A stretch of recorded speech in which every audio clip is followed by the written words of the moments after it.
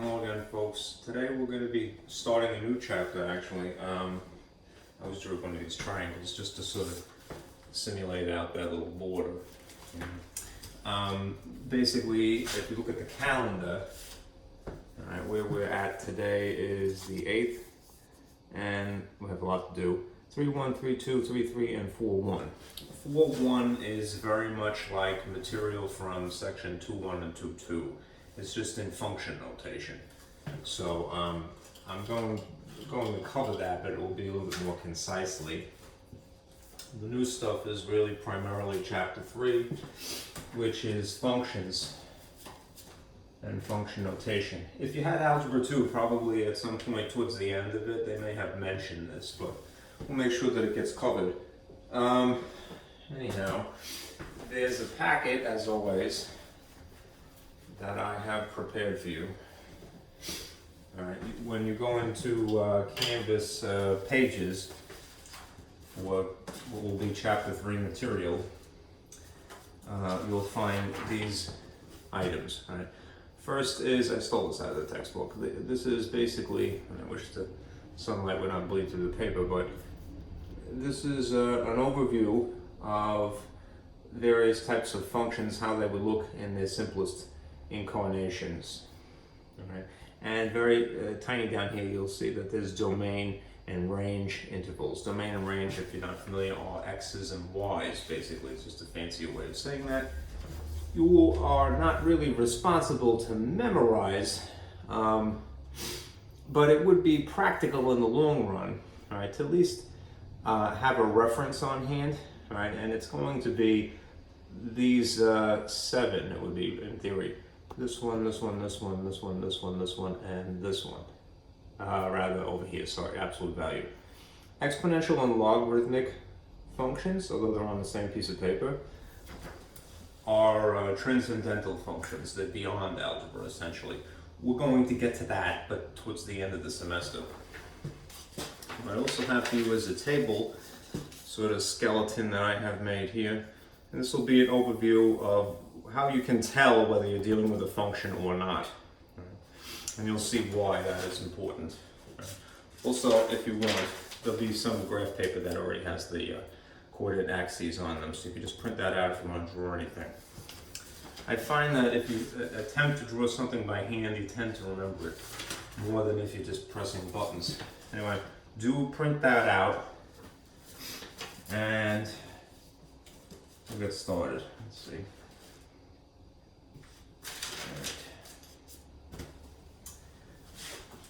So we'll start with these two, 3-1 and 4-1, simultaneously.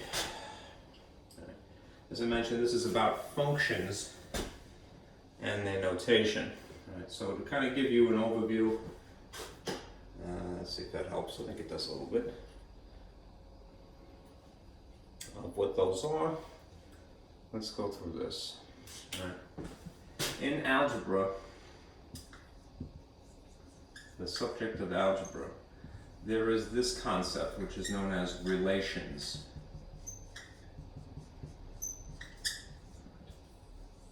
And relations are basically any blue totally dried out. Oh, that is dreadful. Yeah. There we go. Just boarded. Need to help these two don't give me trouble. That's much better. Any set, so I will put them in those fancy braces. You're familiar with set builder notation when you use those. All right, any set of x's and y's, basically. All right, these are otherwise known as ordered pairs. Coordinates. And you'll see several of them. All right, kind of grouped in fancy braces. It's more or less for presentation purposes. Let's see if this is okay.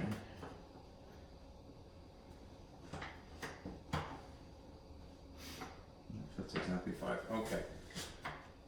Now, a slightly more specific, and the reason I say that is because this phrase relations is a general overarching term. A slightly more specific type of relation would be the functions.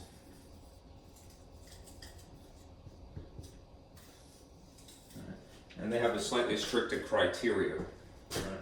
If this is any set of x's and y's, then the functions would be a situation where there are no recurring x's. In other words, no repeat x values. They will all be unique x's. All unique.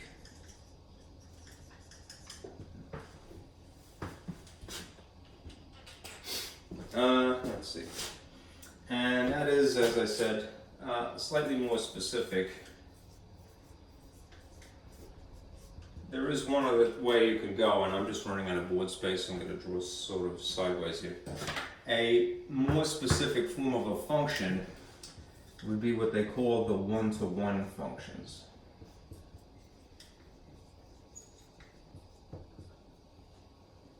And I'll get this out of the way.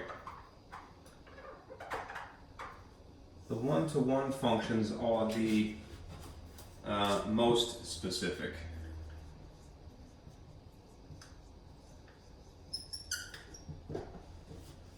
And in this case, to sort of hopefully make this distinguished from the other two, they are neither recurring x's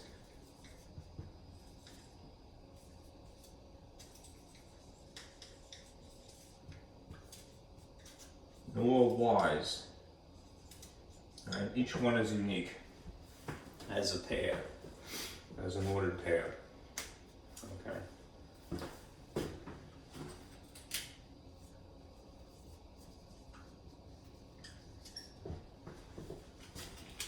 Okay. Now, just to sort of throw this in a little prematurely, I think it would be better if I did.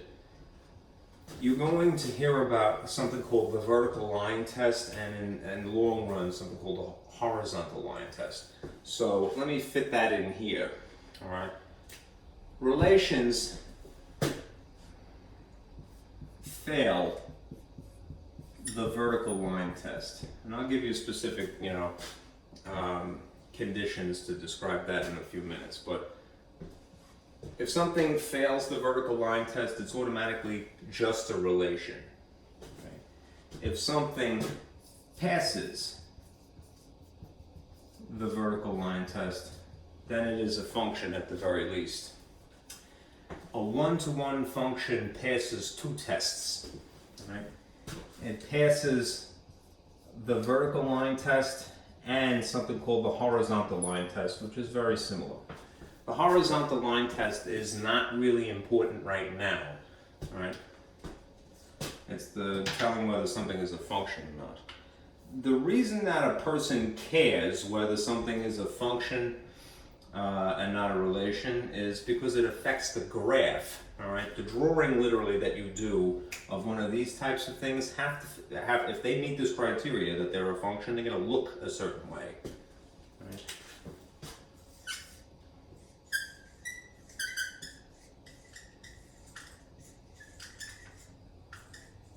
Right. And in the case of one-to-one functions, that is something that passes the vertical line test and the horizontal line test. The reason that a person cares about that is that these can have inverses.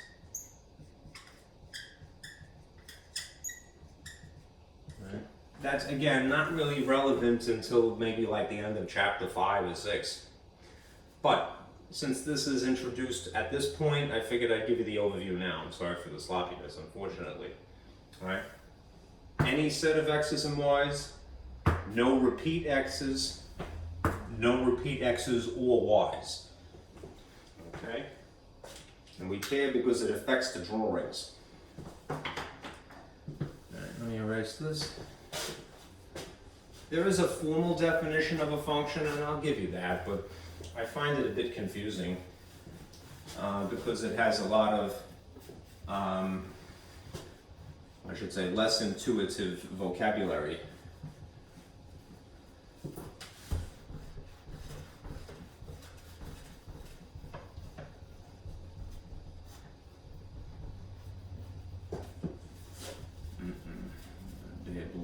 have today?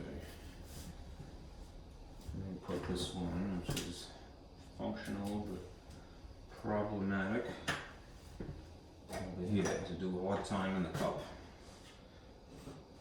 Okay.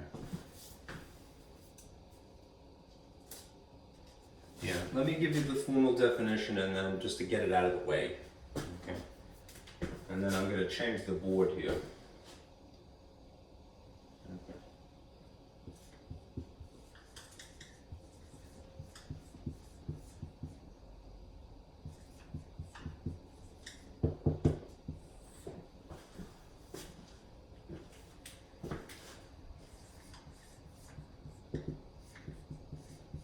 This is the way I was always taught to write it.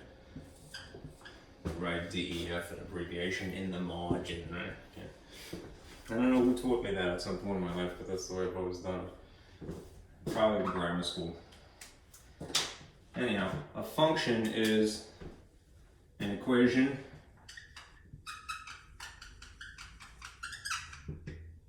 for which, or I should say in which, rather, in which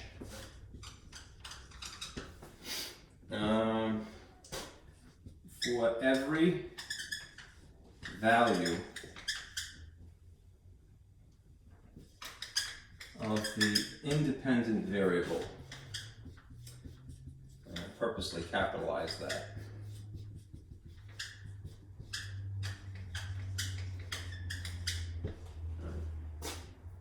the independent variable is basically the x's. And you want to associate these two things together. The x's, otherwise known as the domain. There is one and only one value of the dependent variable.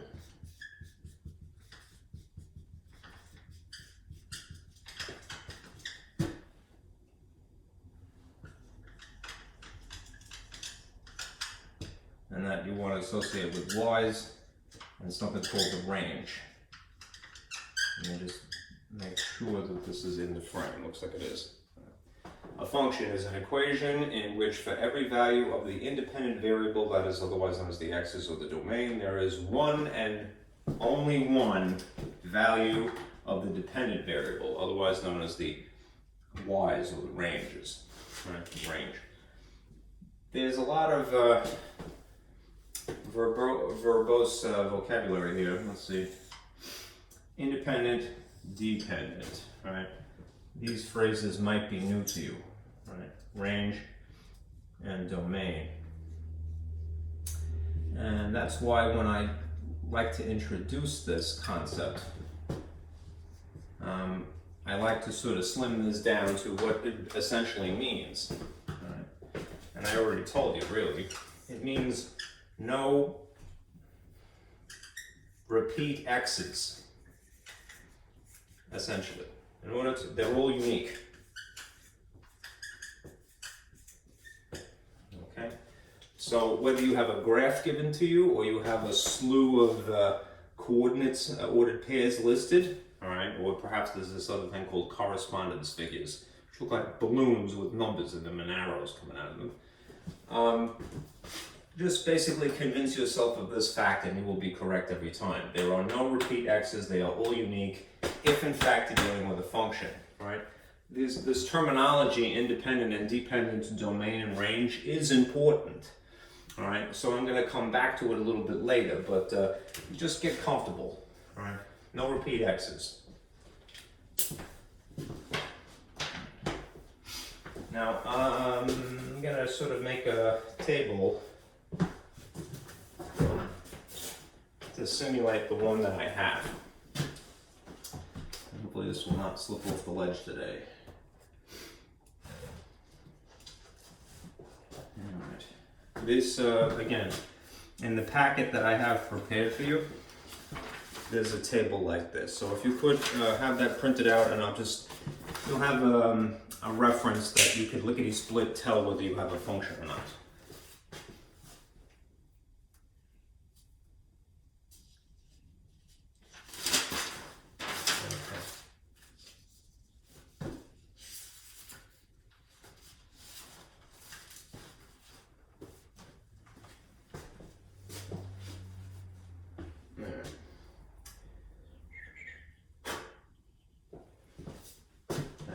have to sort of draw this, unfortunately. So I'm using my grid lines here to help me. You don't have to do that, you can just print it.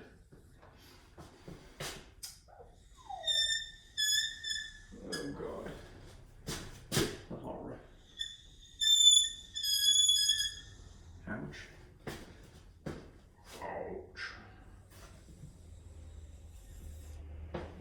I love graph paper. I don't know if you know that. And I want you to love graph paper too. Right.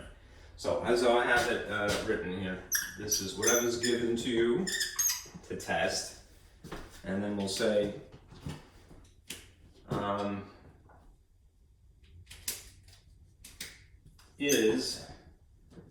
is not a function. A would be correct English, Francis. And I'll give you some idea of how to tell just staring at it. Okay? Alright. First of all, the most no frills, bare bones way to tell whether you have a function or not would be in the situation where you have a set thrown at you. And a set, again, is, you know, you can distinguish it from anything else. It looks like something on, as if you took math and you mounted it to a plaque and went, oh, behold, inner light, the wonder, behold the math. All right, it's fancy. All right, here's an example. Suppose you had this set given to you. I'll try to make it easy to see. Since it's a set of ordered pairs, it's going to be a bunch of coordinates stuffed inside the fancy braces.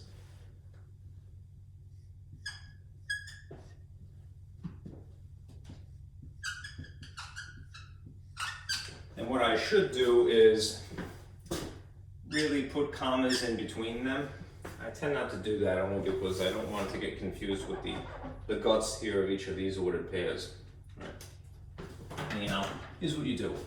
You train your eyes to read coordinates as you already, you know, the first one is an x value. This is an x value, this is an x value. Right? Stare at them. Right? 0, 1, 2. You can list them again if you want to. But there are, in this case, no recurring x's.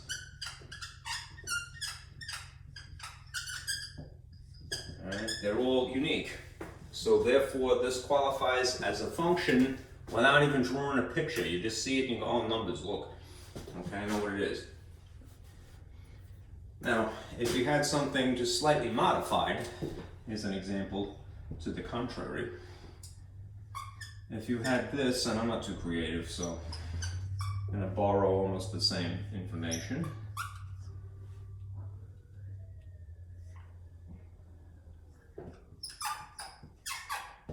Comma. These, again, the first digit of each of these ordered pairs is the x value. Stare at them, all right? It's a 0, a 0, and a 2, you know, versus a 0, a 1, and a 2, all right? The x value that is a 0 is not unique, right? It's paired with a y that is a 1 here, and paired with a y that is a 2 here. So therefore, you have a recurring x value.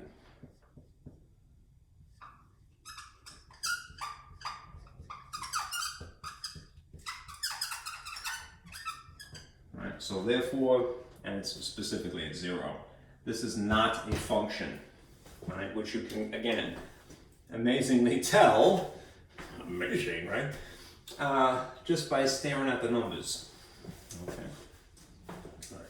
Slightly more complicated, but still kind of enjoyable, believe it or not, is a graph, right? I mean an actual drawing. So let me do this. I'm going to draw a makeshift little coordinate plane here, and sort of same thing here. This is the situation where you have a graph. And I thought I was clever when I made this handout, because I went, hey, how am I going to illustrate that this is a graph? So I took the H, right? And he went, oh yeah, lines that way, and yeah. Look at that, looks like the first quadrant, ain't I clever? It amused me, right? You told me it was just me. All right, so take you when you work. I do, all right. And let me give you two scenarios. Let's take a very basic function, which is a linear equation, essentially. If you had a linear equation, you might have a diagonal line. It doesn't have to be a linear equation, but that's the most basic type.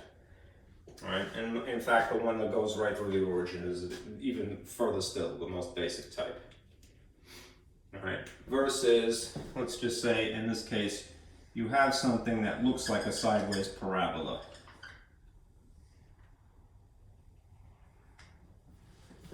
Okay? The vertical line test,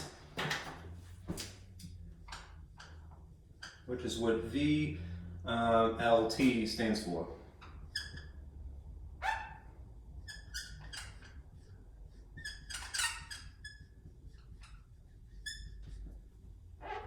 The vertical line test is telling you, why don't you just try to draw imaginary vertical lines, literally. All right, I'm going to put it dashed because it's not really part of the drawing, like this. Imaginary vertical lines through your graph in as many places as possible, and then analyze it for one detail. All right. Ask yourself, how many points of intersection would you get if you had a vertical line running through here? You'd have one little collision there. If you drew a second one, you'd have a little collision here.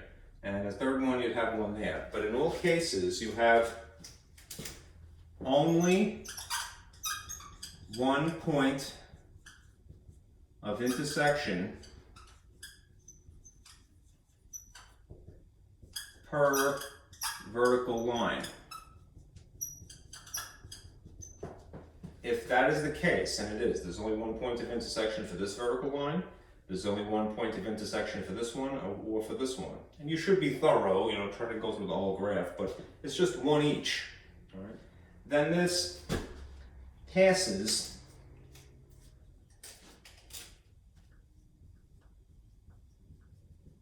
the vertical line test, VLT, which sounds like a really, really terrible sandwich, right?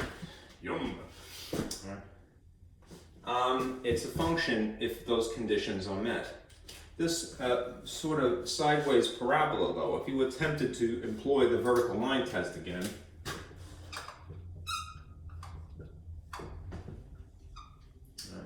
and I'll do that. I'll just draw a little dashed line through the graph. All right.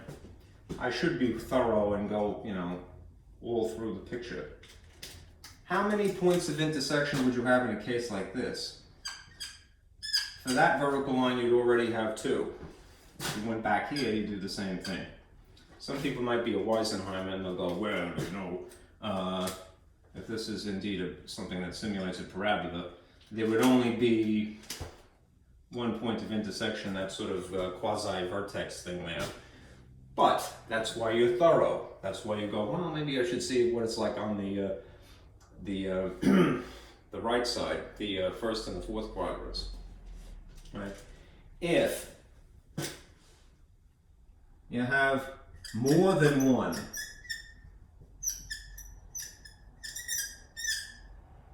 point of intersection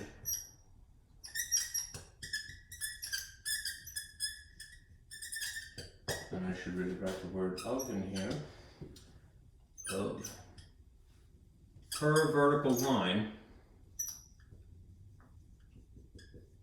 then what happens in this case, you would say that this fails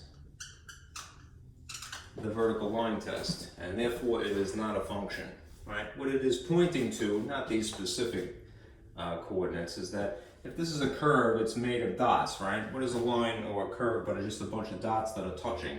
Right? It's just a lot of dots, an infinite number of them, in fact. They don't have all unique x's. the point here and the point here would have the same x value, whatever it is on that increment. You know? The point here and the point here would have the same x value, whatever it is on that increment. So it's a visual way, or sort of a graphical way, I should say, because this is just as visual, really, of looking for the same detail. All right? Do you have unique x's or do you not have unique x's? All right. Last thing is another way to see. All right. It's to me the most bizarre. I'm not sure what the practicality of it is, but it looks like two balloons, if you will, sort of party balloons, right? And they're called correspondence.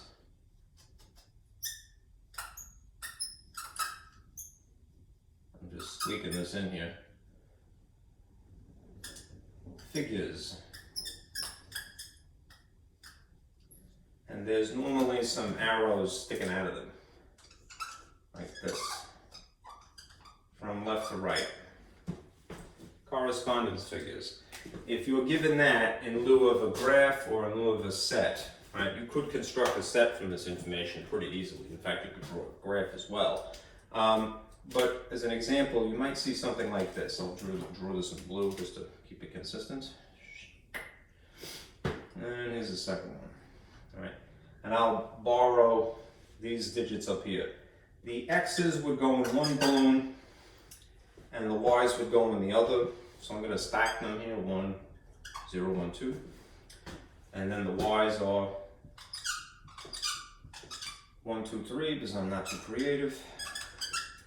And arrows would basically connect them. So in this coordinate, 0 goes to 1. In this ordered pair, 1 goes to 2. And in this one, 2 goes to 3. Right.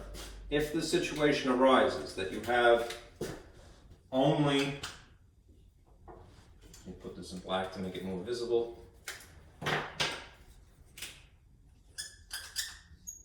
One arrow originating from an x value.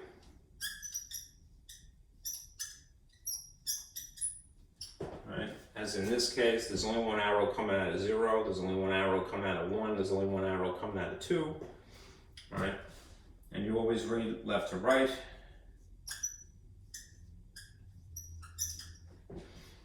All right. Then you have a function. All right. If you had a situation like this up here, let's list the unique x values. You have zeros and you have a 2. So if this is the x balloon, then you would have a 0 and a 2. If these are the y's, then you have 1, 2, 3. Then you might have arrows that look like this. 0 is associated with 1, but simultaneously 0 is associated with 2, and then 2 with 3. This would be the way it would be illustrated as correspondence figures. In this case, this is a fail for all intents and purposes because you have more than one arrow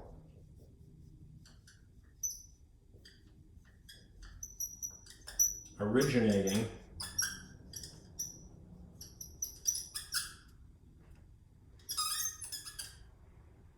from an x. Okay, as you can see, there are two arrows coming out of 0 here. All right, so it's a fail. All right, not a function. Look for these situations if you're trying to tell if something is a function is not. All right. Look for these situations, these outcomes, if you will, if you're looking to verify that something is a function. Is not. Okay.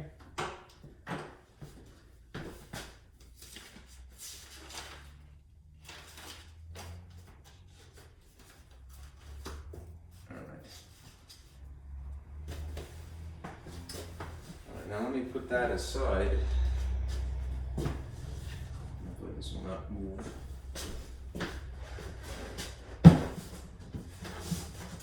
nice sip of water.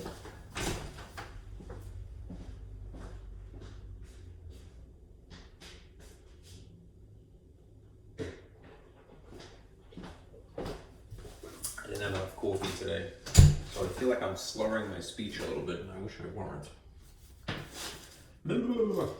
Okay. Let me erase this. All right, but let me explain this terminology with another diagram. Okay, this is really where section 4.1 would come in.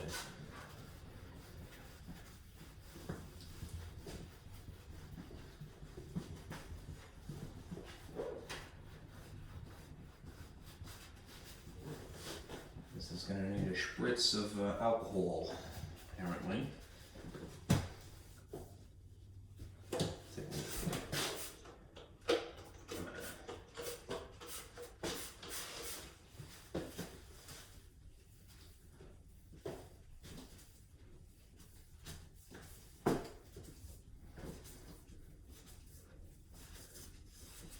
That's my holy whiteboard here now. Okay. If only it were that true, right? And some people think of it as like it's the devil, you know. I used to be, as I said, I'm more or less a convert to the cult of math, the cult of numbers, if you will. I got lucky. I had somebody who helped me out. So anyhow, let's start with something that's linear, right? Because that is the most basic type. You know that you have a linear equation, and a function is basically an equation written in a peculiar way. All right. A linear equation is something that is an equation in two variables, meaning two letters.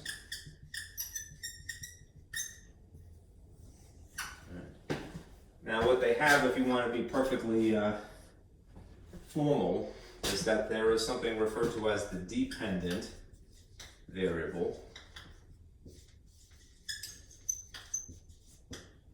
And then there's the independent variable.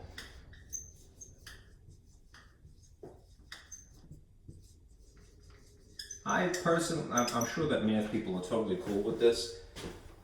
You would find this in any textbook. But I feel that if you're going to use this terminology of dependent and independent, it's probably the kind of thing you would hear in the scientific community. This is more a scientist's way of talking about something.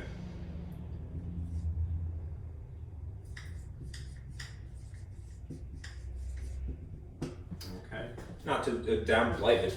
I myself was a science major at one point, and I do love that. But like, if you've ever had a biology class, most often, right? Or if, even I would say even further still, psychology, right? A lot of times you hear that, oh, there's a dependent variable and there's an independent variable. Just realize that they're talking about a linear equation, really, right? It's not complicated math, it's just obscure. And a lot of times when something is obscure, it scares people off, right? And maybe the person who's talking about it is not that clear either. So anyhow, the dependent variable, not exclusively, but usually is y. Right? And the independent variable, again, not exclusively, but usually is x. Right. There's another phrase for this too. Right? Associate, at least if this were the case, that y is in fact the dependent, the alternative phrase is to call this the output.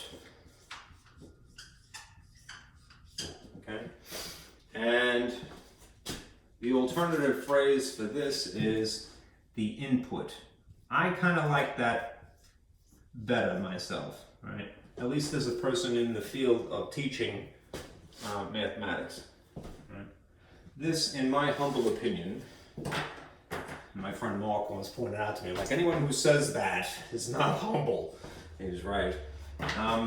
I I think that use of these phrases, right, output and input, is more the mathy way, for lack of a better phrase, right? This is more the math speak sort of phrasing. I think it's a little bit more cut and dry, right? Input, output, because where have you heard anything like that? I always think of a little machine, right? Give it something, an input, and it spits an output. I feel like I'm doing some kind of a karate form. I wish I were. All right, beat the math into submission, right? But as in all seriousness, a machine is something that you put stuff into it, right? At least a factory kind of machine, and it some function is performed upon it, and then it spits out something on the end. You give it an input, it gets an output. Input, output, input, output, just like a machine. All right. There's a song. I wish I could remember what it was called, but it's like the conveyor belt theme that you hear in old Warner Brother cartoons. Dun, dun, dun, dun, dun, dun. I like that. Dun, dun, dun, dun, dun, dun. I'll find it one of these days. I don't want to break up this lesson right now. Okay. Why are they called dependent and independent? Basically, this is independent because it can be anything. Ideally, it could be any number. The dependent variable depends upon the independent in order to decide what it is. Okay? At least if the equation is arranged as such. Right? It might be arranged a little bit wacky. Okay? Now, if the situation were truly linear, then let me just remind you of something. A linear equation looks like this. I'm going to try to stick with the same color scheme here. Here's our, shall we say, model. A model is basically a skeleton that you compare things to, right, in math. If we're sticking with y being dependent, then what does that mean? It basically means this would be written alone on one side of equals. All right, and it's typically the left. I personally prefer to write it that way. It doesn't have to be that way, but it would be more consistent and perhaps a little bit more linear thinking, right, if you will. So just to distinguish the other parts here, I'll put them in green.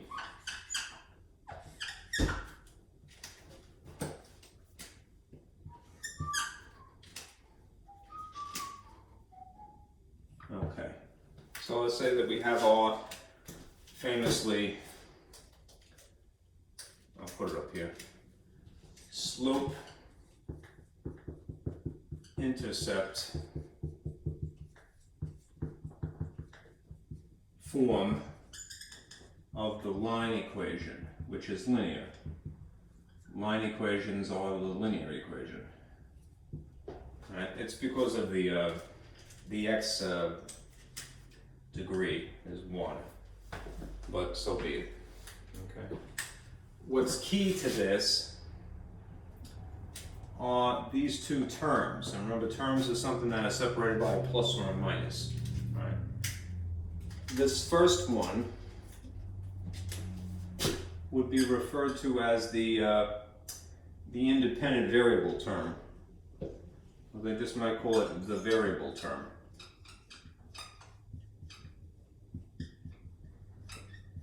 And this one is referred to as the constant term, because it is constantly the same. Right? Essentially, when you're reading a word problem or you're running an experiment or you're creating something from scratch, all right, this thing would be represented verbally by the word per. All right. So if you see per or an or in or for, or perhaps maybe each even. All right. But it's usually per, like you've seen miles per hour. I'll put this here. Street signs in the United States, right, are MPH rather than kilometers. That's the way you see it on the sign. If you were to take a math person and say, hey, rewrite this for us, what they would do is they go, well, miles is what M stands for. So they go, it's 55 miles. This is per, that's this line. Per is the division bar, and then there's hours, so you'd say 1 hour. This is a math speak interpretation of a street sign, right? What's practical about knowing that is that this line is a slope. This is the slope, and the slope is a rate, right? A rate is something that converts 1 unit into another. So if it's 55 miles per hour, for example, it's converting hours into miles, or helping you do that. Or if you flipped it around, you can get it to do the same thing. Convert miles into hours or vice versa. Okay? This, which is normally, when we weirdly labeled the y-intercept, is basically, if it's a constant term, it's just a regular number. So if, again, you're trying to translate a word problem that you know is going to incorporate, two variables and its linear relationship, wherever you see in the sentence, or however it's phrased, some regular freestanding number like $100, plus $100 or minus $20, right? That sits in that position in the skeleton. It's a constant because it never changes. It doesn't have a variable next to it. Okay? Think of this as more or less the starting point. Right. When you're drawing a graph, right? It's the starting point of then 0 and then whatever the b value happens to be.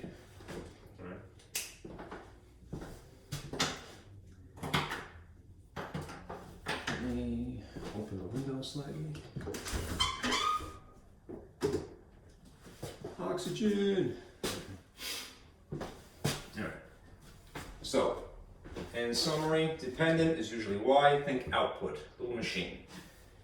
Independent is x, usually, think input. Okay? And that's the slope-intercept form, which you're probably familiar with, at least even you've seen just section 2.1 and 2.2 already.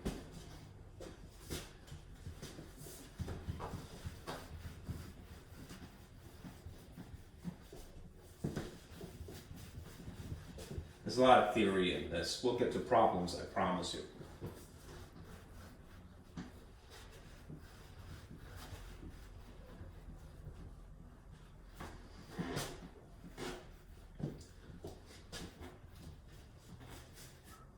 Okay. Now let me go backwards one moment.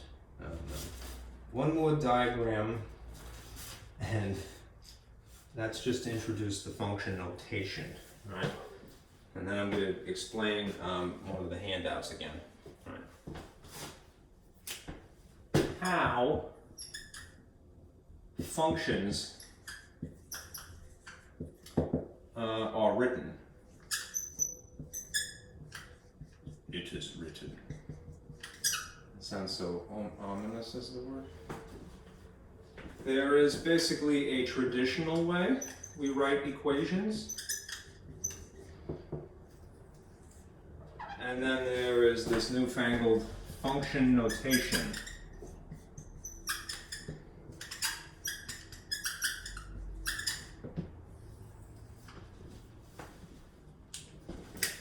So, sticking with the linear model that we had just a moment ago, right? it's a y and an x for sure. Anything else is just gravy, right? This is the meat and potatoes here of a linear equation. So there might be a number sitting up in front that represents the slope, sure, but I'm going to put a question mark for right now because it's not important. All right, plus or minus some of a number sitting here. That is basically the normal way in which you see a linear equation, a two-variable, draws a straight line kind of equation.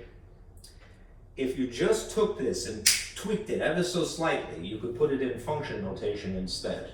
Here's what you would do. You'd have all of the same features.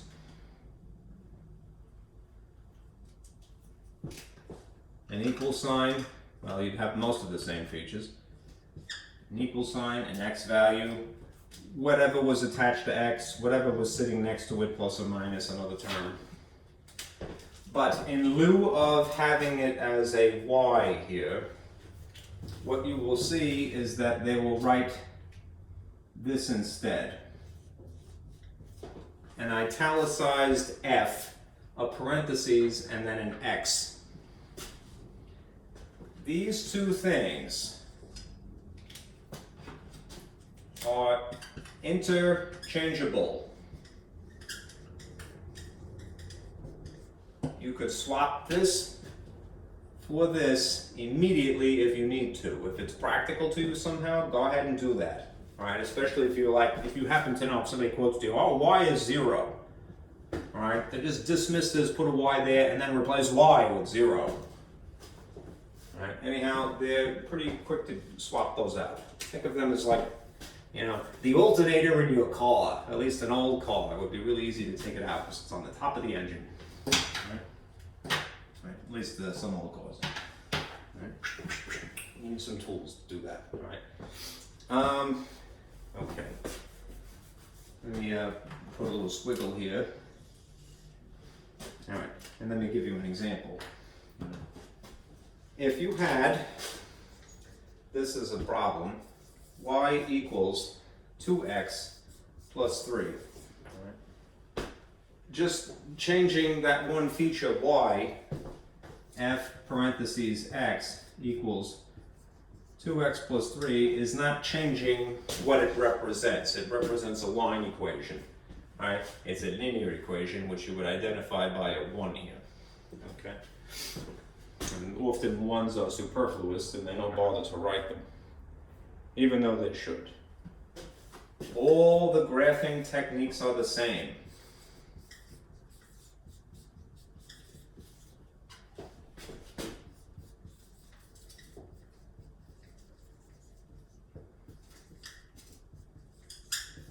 Thankfully. So if you're reasonably, even if you don't feel perfect, but if you're at least reasonably comfortable with graphing something like that, which saying to yourself, well, this represents the dot that is 0, 3, where you start, all right? The starting point, if you will.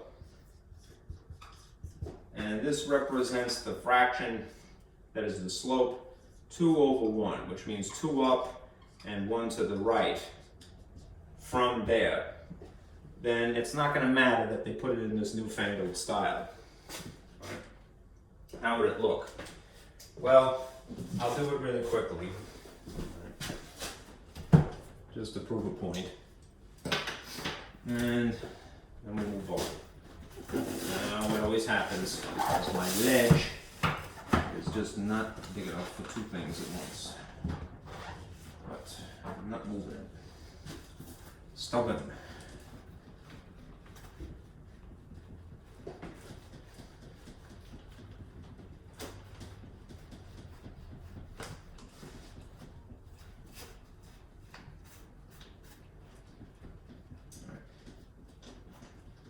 You have a graphing calculator, of course, and so you're not really expected to reinvent the wheel, right? I'm only bothering to do this because I think it's pretty quick. I mean, I'm taking my time just because I have to clean this and then draw axes, but it's just to prove that if I can do it, anybody can, you know? Here's the origin, here's x, here's y. If this was our function, 2x plus 3, and we have identified this in comparison to our model mx plus b, that this is the starting point of 0, 3, then from the origin you go neither left nor right, but you go up 3, 1, 2, 3, and you proudly put a dot there. And then if this represents the slope, and that's a 2 over a 1, really this is a fraction perfectly, that means 2 up, and this means 1 to the right. You're going to go from there, not the origin, where you started from, go up 2, 1, 2, and over to the right 1. Or if you like to go the x first, because that would be maybe more consistent somehow, you go over 1 and up 2 and land in the same place. And then, if you're a really good sport, you get a ruler, and you anal retentively line this up, and draw a line through it like that, and put arrows to represent its continuous, and then you write the function along the edge, especially if you have several of these on the same graph. It's shaking my camera, don't do that.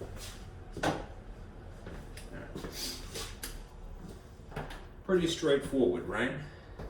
Let me get rid of this. Now, there is a way that you would say this more or less out loud, so let me get rid of that needed space. How would you say f parentheses x out loud, right? F parentheses x is read in English, at least, right? The function of x. And then you would say equals is the word is, and then you would read whatever it is after it. Always think equals is. That also helps when you're deciphering word problems, especially in English, which is very confusing. All right, it's inherently confusing. Is equals, and then you read 2x plus 3 or whatever. All right. Well, alternatively still, you could say f of x. All right. If you really want to get technical, and you start remembering where this came from, namely y, then you can go one step further. If you see something like this, here's a big eyeball, right? Y equals f of x, and that is equal to 2x plus 3. In this arrangement, you could say y is a function of x. Anyhow, they use f somewhat intuitively because the word function starts with the letter f, right? But what you see after a while is that if there's several functions, especially when we go through examples, just not to confuse one with the other, they'll use the next letter. So they might call it g of x, all right? Physicists tend to do this. In physics, they'll, instead of writing f of x, they'll stick with what the usual letter is. They'll go y parentheses x.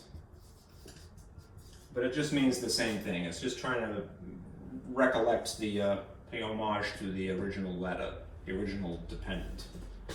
Okay? F of x, f parentheses x. What's the point of any of this? Well, the point of this arrangement is to emphasize a key feature. Let me get rid of this junk all around it because I don't want it to be distracting.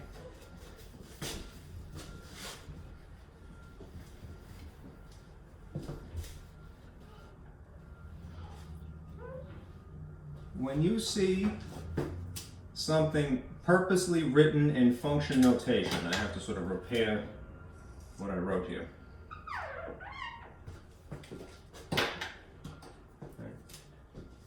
When you see something like this, especially the letter that's tucked inside the parentheses, right?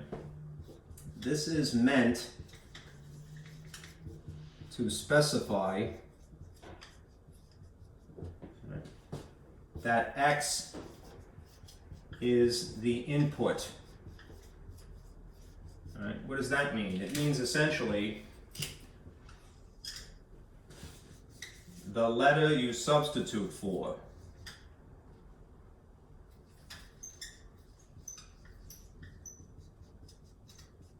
More or less, the thing that you were messing with is the letter X. If you saw a happy face in here and somehow that was written into an equation, you go, oh, I gotta go look at happy faces and then put a number in there. Okay? When you have something in function notation, pretty much limit your attention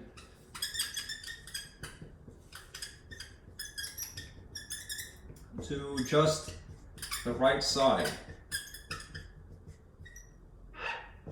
I desperately need a cup of coffee. I can feel it. Anyhow, I gotta make it still. So it ain't gonna happen. I'm gonna slur my speech because I'm tired all the way through it. Forgive me. Anyhow, that is meant to specify that x is the input. Again, that's the thing that you're tinkering with.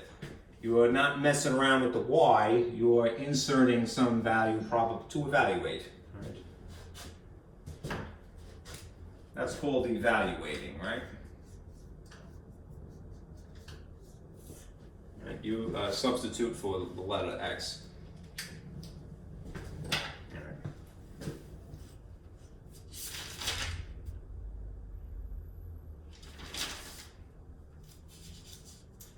All right, now let me give you some examples finally.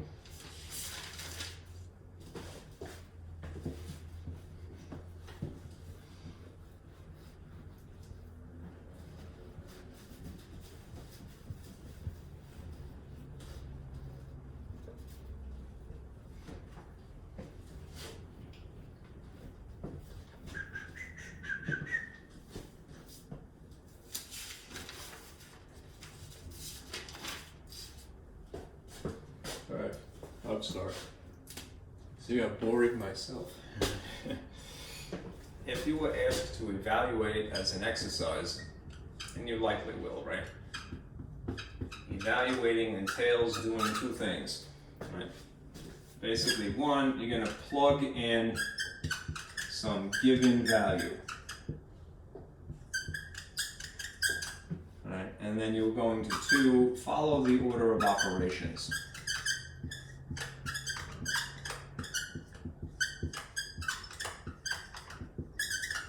Right, which is most concisely and famously PEMDAS, right? That I don't like that acronym, to be honest with you, because I think it is innocently so deceptive. A lot of times people, when it gets to paired up things like multiplication and division, incidentally that's what these represent, right? Parentheses, exponents. Don't automatically assume that you must do multiplication before division because the M shows up before the D in the acronym, right? It's just, you know, it's just easy to remember PEMDAS rather than PEDMAS, I suppose. But you could translate them, right? Multiplication and division are equally important. That is really what the order of operations is trying to get you to realize. All right, which one do you do? Do the leftmost first in the problem. The same thing with this, addition and subtraction. They are equally important. Right? Anyhow, I don't want to digress. Let me give you a problem. If you have this, right, an example that is written in function notation, f of x is equal to negative x squared plus 4x plus 1 evaluated at x equals, or rather, let me just put it this way, f of 2. When you see something written like this, a parentheses, and then it's a little bit hard to say, I suppose. Is that a little bit better? Yeah, that's a little bit easier to read, right? When you see italicized F, parentheses, and then the 2 where the X would normally be, right?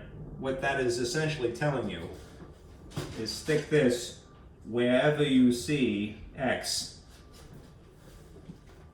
So if you go back, pardon me, to the original function, I would do this. I do this personally all the time. I like to draw little parentheses as wrapped around the input variable, the thing that I'm messing with, as a little visual cue for my own sake. The reason that I do that is I know from experience that it's easy to accidentally associate things together that you shouldn't.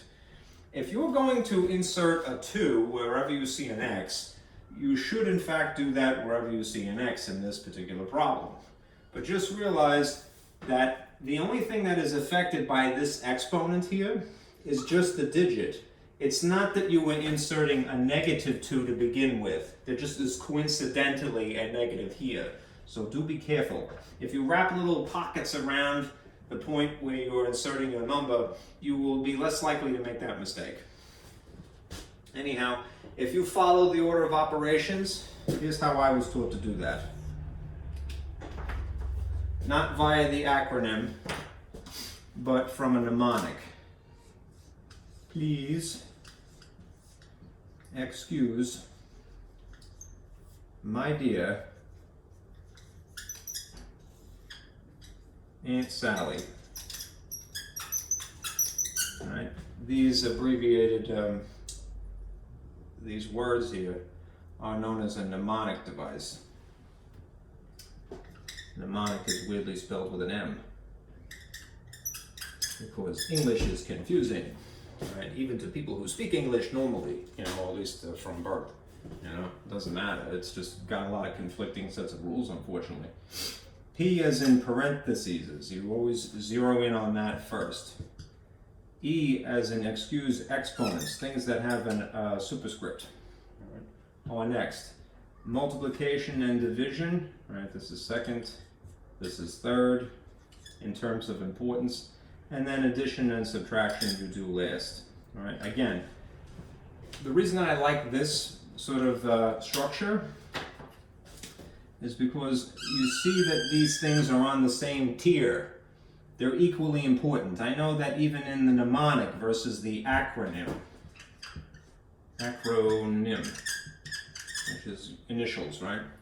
In the mnemonic device, even the word my comes before dear, but that's just because it sounds better than, you know, that in English. To say, dear my aunt, dear my Sally aunt, we don't talk that way, right? Well, not that we talk that great to begin with, all right? But this is the normal phraseology, all right? These are equally important, these are equally important. So which do you do? Leftmost. When confronted between those two choices each, all right? So up here you have things, I put parentheses as myself, but it's just one content. There's nothing else there, all right? And it's just isolated from the negative that happens to be here. If my choices are basically between squaring, which is exponents, adding and maybe potentially subtracting, multiplication, which is when things are butted up against one another, you assume that, which should you technically do first? The exponents. So what I always do is I keep writing lines of basic development here. They call that, as you'll see it, an algorithm. An algorithm is a step-by-step process. All right? It helps me not make a mistake. All right? So, equals 2 squared is just 4. I am now just going to replicate the junk that is next to it. There's a minus here, there's still this. Alright, now when confronted with, again, addition, subtraction, or what appears to be multiplication, my focus would shift here. So it's negative 4, and this is positive 8 is the outcome, and this is plus 1. And now you have addition and subtraction essentially. Which of these should you deal with first? The leftmost. So your focus is on these two. One of each sign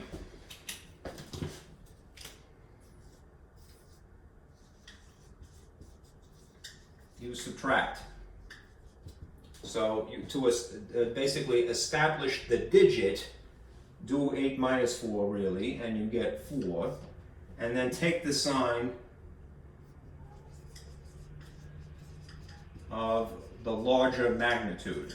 I hate to say the word magnitude, but I have to as a technicality. It would be a positive 4 because of the larger magnitude 8 here. It's got a greater distance from 0. Right? Then there's this plus 1 left over. Right? And then it's really just adding, but you could say to yourself, these are the same signs to certify. I'm going to definitely add these. So what's 4 plus 1? 5. Right? How would you write this really fancy? You would go back up here and you'd say, well, the function evaluated at 2, that's what that is in a very concise, more symbolic, less verbal way. F of 2 is to say the function evaluated at 2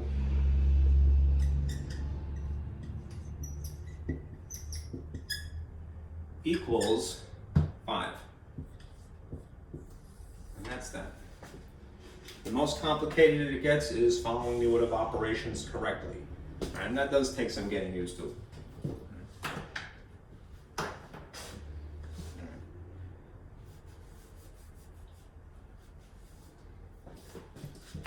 Equals is.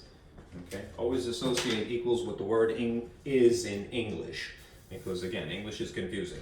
All right. But if you see is in a word problem, put an equals in between the junk before and the junk after verbally. All right. All right. Let me do another one that has an algebraic expression. I'll do this a little bit faster. Okay.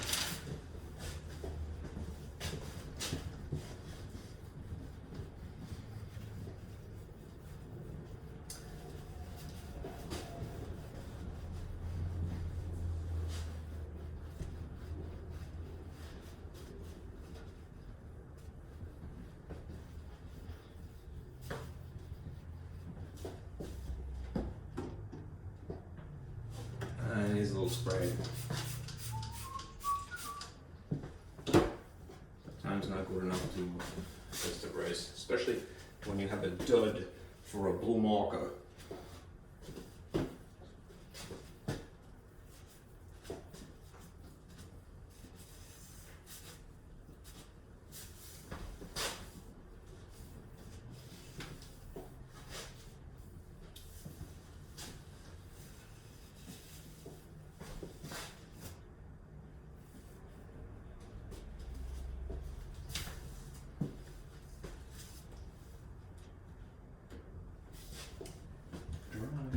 Dry, please. Okay. This is more or less the exact same thing, process-wise, right? But you'll be inserting an algebraic expression. So again, this is going to be an example of evaluating. So if you have here to toss things up, right? Remember what I said before. A lot of times to distinguish one function from another, they'll just go one number, lower, than f, or higher, depending upon your perspective. Instead of saying f of x, they might call it g of x. Right? This is the next letter in the English alphabet. So, if you have x squared plus 3x minus 4. Right, and you're going to evaluate at g, and this is I'm going to put this in a different color on purpose.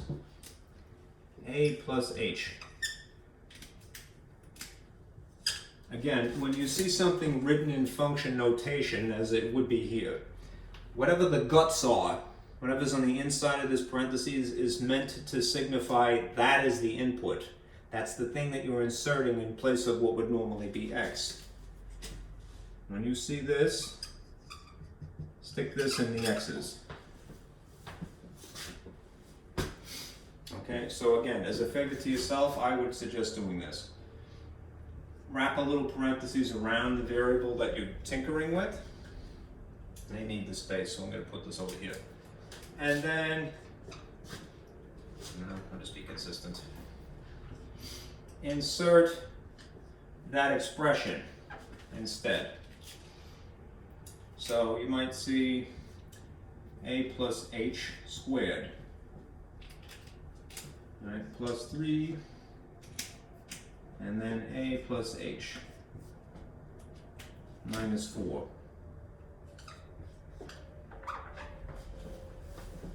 Okay. Geez, I can line it up a little bit better. Looks like alien sort of tentacles, right? You know, like. All right. You are still going to follow the order of operations, so your attention should be drawn to the guts of the parentheses. As I know I put them there, they weren't there to begin with, but I would still look. Good habit, all right?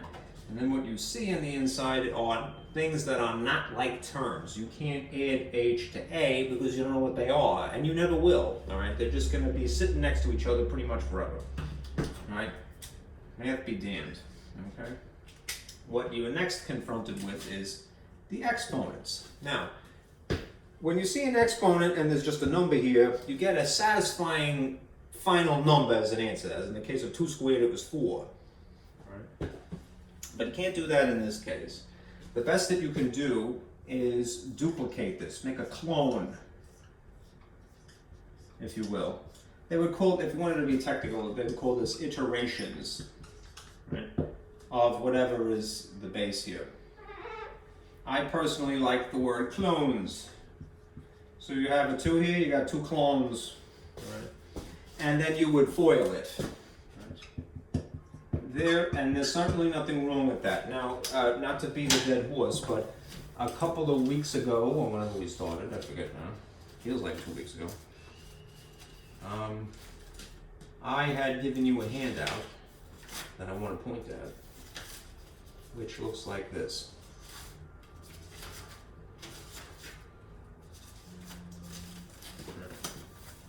You have this old handout. When you have something that is, notice there's pluses in here versus the situation where there's minuses. When you have something squared, this is squared, right? A plus h. You could, if you memorize it, you could get to the answer without foiling, basically. This is known as the perfect square trinomial. Right? I don't, I'll show you sort of after the fact, but that's the benefit of internalizing the information, right? You can get to the answer very quickly.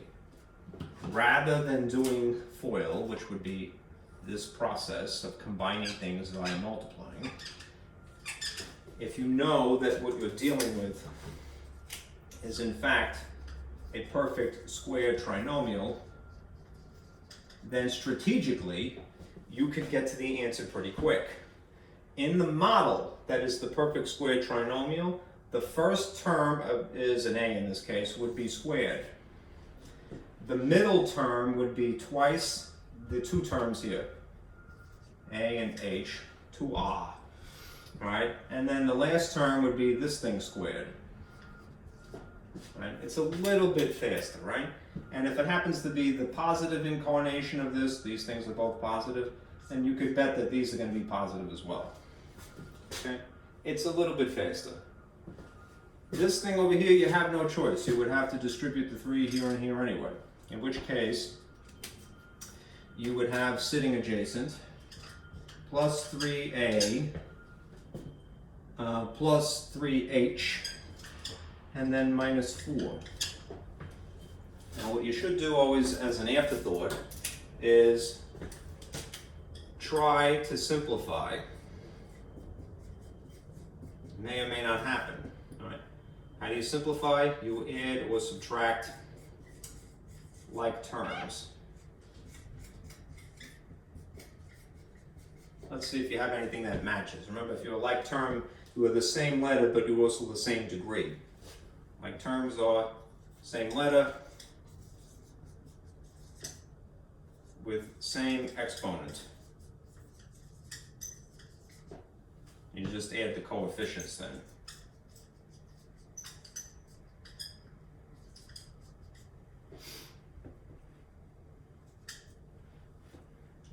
Okay, you got a squared, nothing else like that, so that's the front, okay. 2ah, nothing else like that, so you're stuck with it. This is h squared, nothing else to combine it with. 3a, doesn't look like anything else. I know that this is an a here, and you might be tempted, but that's degree 1, and this is degree 2. The exponents are different, so you can't add them or subtract them. Same thing with the h's here. This is h squared, this is technically h to the first.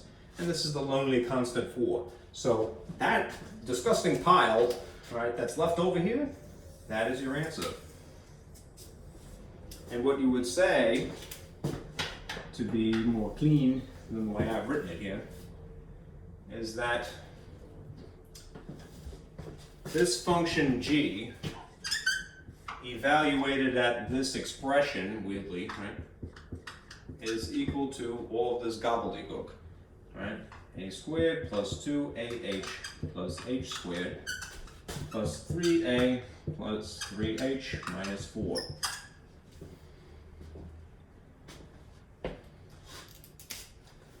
Okay? It doesn't admittedly leave a person when you've gotten something even more long than it was to begin with, longer, all right? It doesn't leave you satisfied not getting a regular number, but it's just a mental exercise in how well you could follow the order of operations and how well you grasp, all right, reading function notation. Okay, that's it for that stuff. So don't be intimidated. Are we on time? An hour in, good. Okay. Let me give you another example of a little bit different purpose.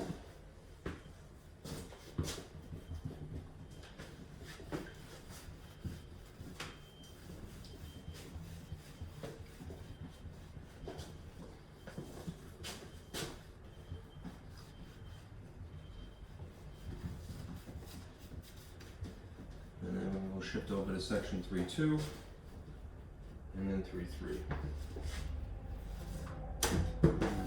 Eraser. Come back, eraser. Okay. Developing a very nice hump in my age. Alright. If you are tasked with expressing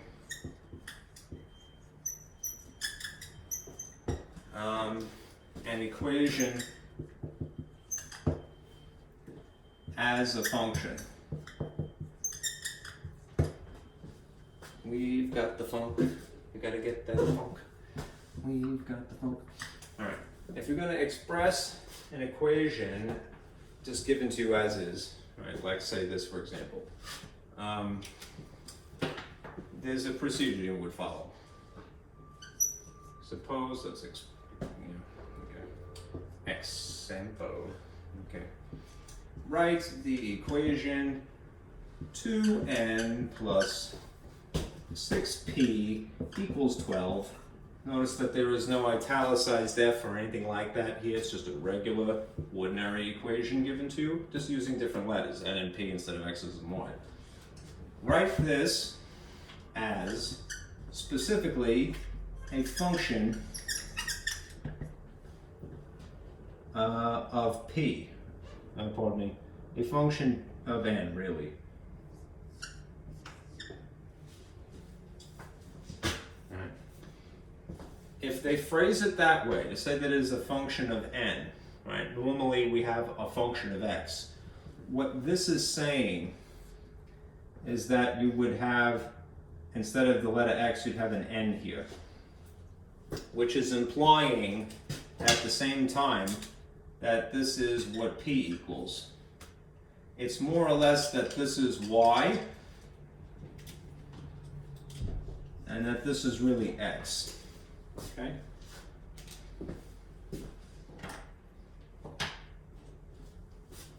So what would you do?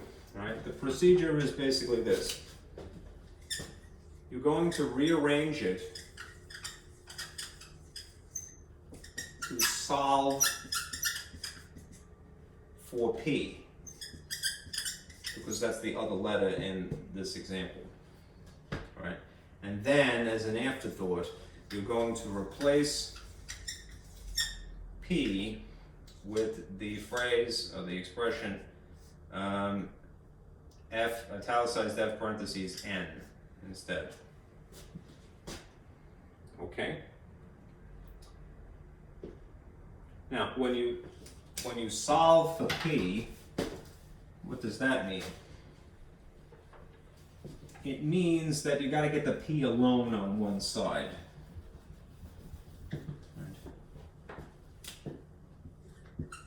Get p alone. So I'm going to draw a table and start playing the game of algebra finally. What is the opposite? Well, if I want to solve for p, I want to get p alone. That means that I have to move to n, and eventually I have to move the 6. And you always do the adding and subtracting part for, well, I don't say always, but normally. So let's take a gander at this 2n. What would you assume the sign is of 2n if it's not written? You assume it is positive. So if you wanted to justify taking the whole kit and caboodle, that is not just the number but the letter 2, over to the opposite side of equals, then you perform the opposite operation, which is minus 2n. And if you did it here, you're obligated to do it here. I'm going to sort of shift it off to the far right, not put it under 12. It's not really hurting it if you do. But because I can't really combine them, they're not like terms. Right? At best, they're going to sit next to each other down here. That's it. This minus itself cancels out of existence, even if I don't know what n is, by sheer logic alone. Something minus itself cancels. And then you're left with 6p. Okay. Now, how do I justify moving 6 from here over to the opposite side if it's attached by multiplication is how it is implied? Opposite operations. So, divide by 6 here, and then be careful, all right? No matter how old a person gets, they sometimes innocently forget to do this. Each one of these terms gets divided by 6. You could group it onto one thing, but this would work out pretty well if you do that. These cancel, they go to 1 rather than 0. But you don't have to write 1. It's superfluous. So you have a p equals, simplify this, 12 divided by 6 is just 2, minus, if you took this as the fraction 2 over 6, you could lower the terms of the fraction. So divide this by the GCF of 2, divide this by the GCF of 2, that is, they're both made of the number 2, so therefore you can simplify by that number. This is 1/3, and there's an n attached to it. Now here's the last thing. We have arranged this to solve for p, meaning that p is now only on one side of equals. It's solved for that letter specifically, right, rather than solve for n. What we're going to do is now replace p with f of n, because it's going to be a function of the input variable known as n, right? And that is the outcome. Just remember, you have the intellectual freedom, whether you realize it or not, to arrange the parts any way that you want. You know how, like, we kind of get stuck in a rut. We go like, well, that only has to be x's and y's, right? No, it could be any letters, right? And if you decide that you want to solve for p, it will look this way. If I wanted to solve for n instead, it would be a little bit different, right? At least in its appearance. Right? Then it would be a function of p rather than a function of n. Right? You have the ability to do that, and the license as well.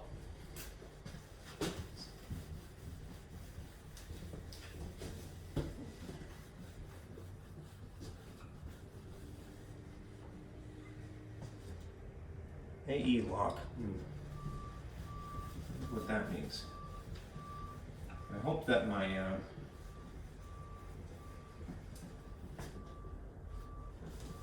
what you calls it? My thing here isn't going to be missing something. It has a weird phrase called AE lock. I don't know what that means. I just want to double check that. Forgive me for a moment. If my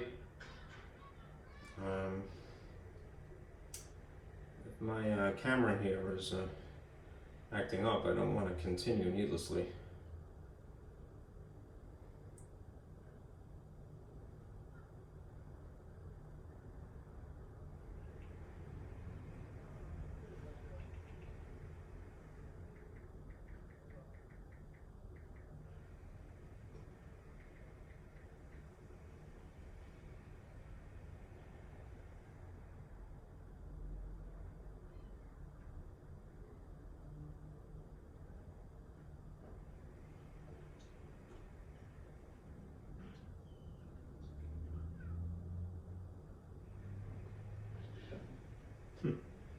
says that I haven't put the passcode in, but that's not correct. Anyhow, it seems to still be running. Please. If I record a 3-hour video and it has nothing, I'm gonna try. I'll assume not to interrupt it, and we'll continue. All right. Let's see.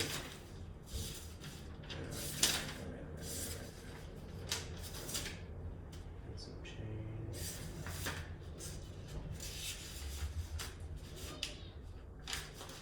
All right, let's continue with section 3.2 now. Section 3.2 is about domain and range specifically.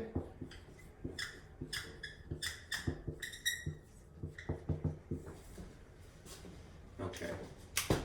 And for the sake of brevity, often domain and range are expressed in interval notation.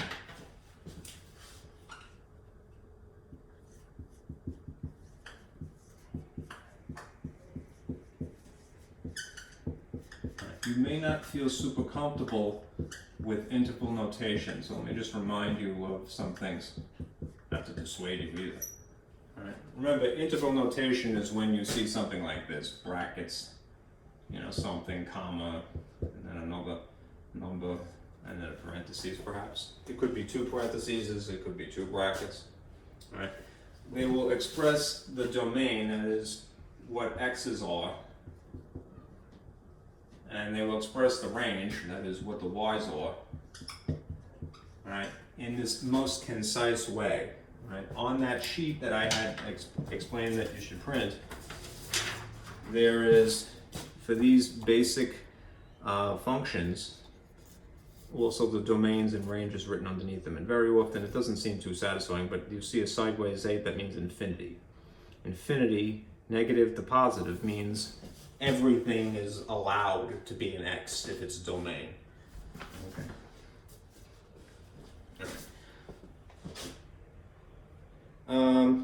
Here's a couple of things just to remind you.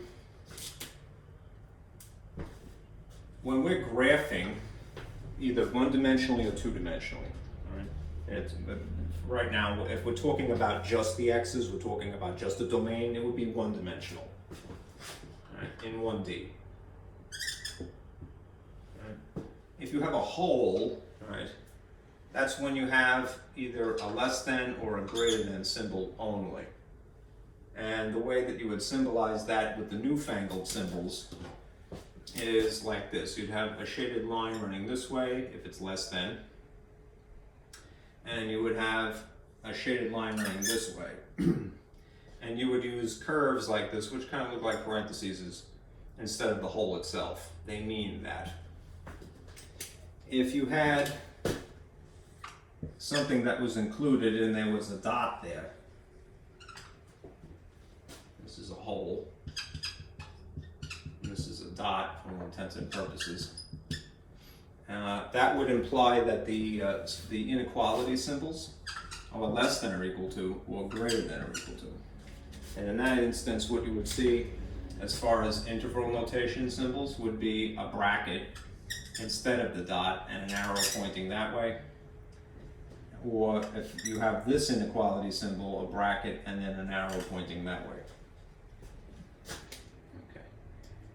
Another important thing is that when you have the number line, you should put arrows on the number line, and 0, and infinity negative, and infinity positive, to indicate that it stretches beyond that. Just remember, infinity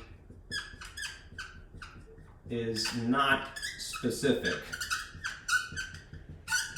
So if you were going to include that as part of an integral notation, all right, you're going to always use either parentheses like this or parentheses like this for infinities.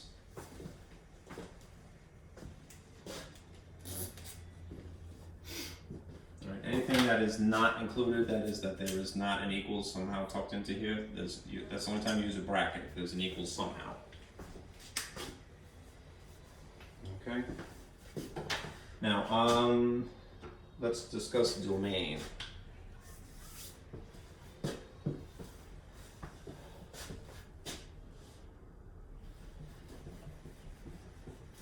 this case.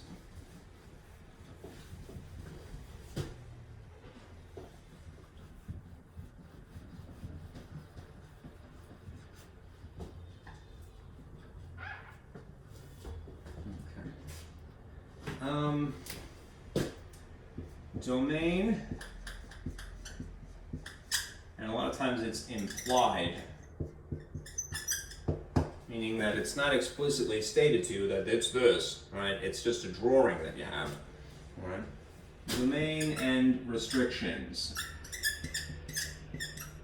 to summarize. Okay? Well, for right now, there's three types of functions that you're going to see to be very general. The polynomial type,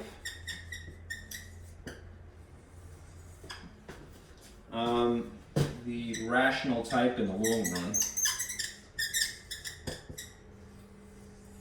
and then the radical type.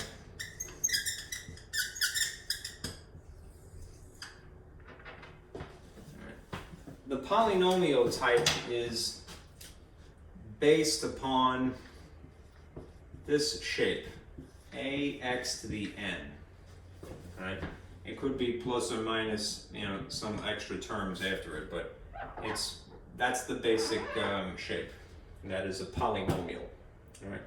And the key defining feature of this being a polynomial is really that this is non-negative. A non-negative integer. What does that mean? It means either 0 or a positive whole number. Okay, is the exponent. Even if it's 2, even if it's 3, it's considered a polynomial, or it's based upon a polynomial.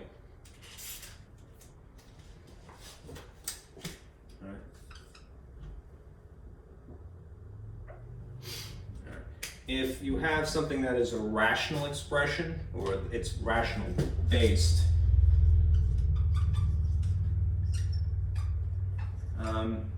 it's made from this. It could have a variable a up in the front, some constant, I should say, some coefficient. Right? But more importantly, stare at the exponent. In this case, its distinction from the polynomials is that this will be negative. So if you see a negative integer, right, remember that a negative integer, when you have that, so you had x to the negative 2, it means that you would write something like that. It makes a denominator, right? Just having this negative, this is the effect. It makes it makes this in a denominator rather than on the regular tier. If you have a radical, to kind of stick with this, it would be based upon this. You'd have, instead of a whole number, which is what an integer really is, it's a whole number, it just happens to be a negative whole number, and yes, that is the effect. If you had something that was a fraction for an exponent, so you had x to the 1/2, that really is an abbreviation, an alternative notation for this, the square root of x. All right? Notice that this is a fraction in the place of the exponent. That's what it represents. So if you see a square root or a cube root, something that has a radical symbol in it, all right, versus this is a letter in a denominator, just realize that you're rational based or you're radical based. Okay, why do you care? Because that's going to decide what the x's are allowed to be based upon the picture. All right. If you analyze again the document here, you may notice that a lot of these have exactly the same domain. The identity, which is really a linear function. The domain is in negative infinity to positive infinity, which is everything. a square function, which is the most basic form of a parabola, a quadratic, if you will, all right, is a domain of negative to positive infinity. All right, they have the same domain, which means that the x's can be anything. So in this case, if you know that you're dealing with a polynomial-based function, then this is the domain. Unless there's some other conditions that are specified. It goes from negative infinity to positive infinity. All right? And a slightly more sophisticated way of saying that, perhaps this is arguable, is to use set builder notation instead of interval notation, and then put that sort of Great Gatsby-esque 1920s style font R, all right, which stands for all real x's, right? Nothing imaginary, right? Which means that there are no restrictions for the domain. Right? When you get to a rational, that is where you have, again, you have a letter in the denominator. The most basic form of a rational would be this. A function of x in which the denominator is just simply x. All right? Think for a moment. What is the one number in the world that you are not allowed to have in the denominator? And you could test the theory with your calculator, certainly, if you need to. All right? The denominator cannot equal 0. That means that x is not allowed to be equal to 0 in this particular problem. Why? Because then it would be undefined. Have you ever, when you're doing division, entered into your calculator innocently the division in perhaps the wrong sequence? If you did 0 divided by 1, for example, you would get 0 for an answer. But if you did it backwards by accident, you did 1 divided by 0, like that, you would get an error message naturally because it's undefined. There's a difference between dividing into 0 and dividing by 0, right? They're not commutative, is what is the legal reason, right?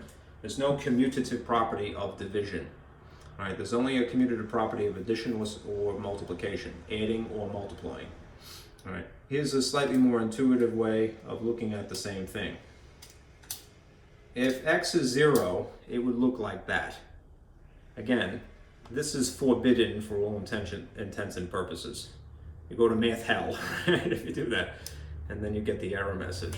Right? It's undefined. Right? So, that's a restriction in this unique, most basic problem. So, what does that mean in terms of a graph? If you drew a simple number line like this, all right? And here's 0, and here's negative infinity, and here's positive infinity. All right? And you know that this denominator of x cannot be equal to 0. You would put a hole in there, in the picture. That is the only restriction for this type of a problem, for this 1 over x squared. If you found the one restriction, the one thing in the universe of numbers that is not allowed for x, what does that mean? It means that everything else, which is what these pictures are usually for, all right, is totally fine. So you'd have something that looks like that. You'd have a shaded line, but there'd be a hole basically right there. And then you would adapt it into the newfangled symbols. Instead of a hole, which I think is totally cool, they would use a parentheses like this and this. And it means the same thing. And there would be this gap, right? And you can't buy pants there, all right? Waka waka. right? It would be this terrible gap, right? Worst gap ever, right? And you have an interval of what x's are allowed, that's the domain, and then a hole suddenly in the universe, and then like a black hole, right? And then suddenly it exists again, and it's kind of like quantum mechanics, right? So a particle, well, it's an x value, and they're different technically. How would you write that in interval notation? You would write it like this. You'd say, since infinity is not a specific place, the left boundary here would be negative infinity, and it would go all the way up to 0, but not included. And then when you're illustrating this one, you'd suddenly pick up from 0, and then go into positive infinity that way, right? Because we want to include everything, we would use a union symbol like that. And this interval would represent what the domain is for rational-based functions. Right? A really fancy way would be in, set builder notation, and you'd see the same thing like this. You'd say,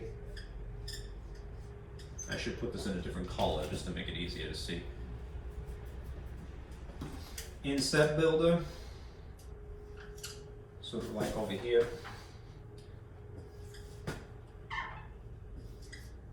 fancy braces, the variable in question, that line, which means such that, and then the condition. Everything except x is not equal to 0. When you have radicals, right, there is another problem too. Right? It's a little different than this one. Right? The most basic form of this would be a function that looks like this. F of x is equal to the square root of x. All right. Notice, not to digress, but you notice that I told you that this is when you have a fraction for an exponent, and you could rewrite it like so. They never bothered to do that, right? But they, right? The math agenda, right? This evil alternate overlord, you know. But they should. I really do feel that if that's what it represents, a square root, if a half as an exponent represents a square root, these are where those numbers would be sitting. The index is what this is called. It would be tucked into the check mark, and this 1 would technically be on the inside, at least to start with. Anyhow, this is the most basic way it would be written. It would be more likely written like that. All right? Think about that for a moment. There's an inherent restriction there. All right? What is sitting underneath the radical, which is called the radicand, all right? It can't be negative, right? The radicand can't be negative.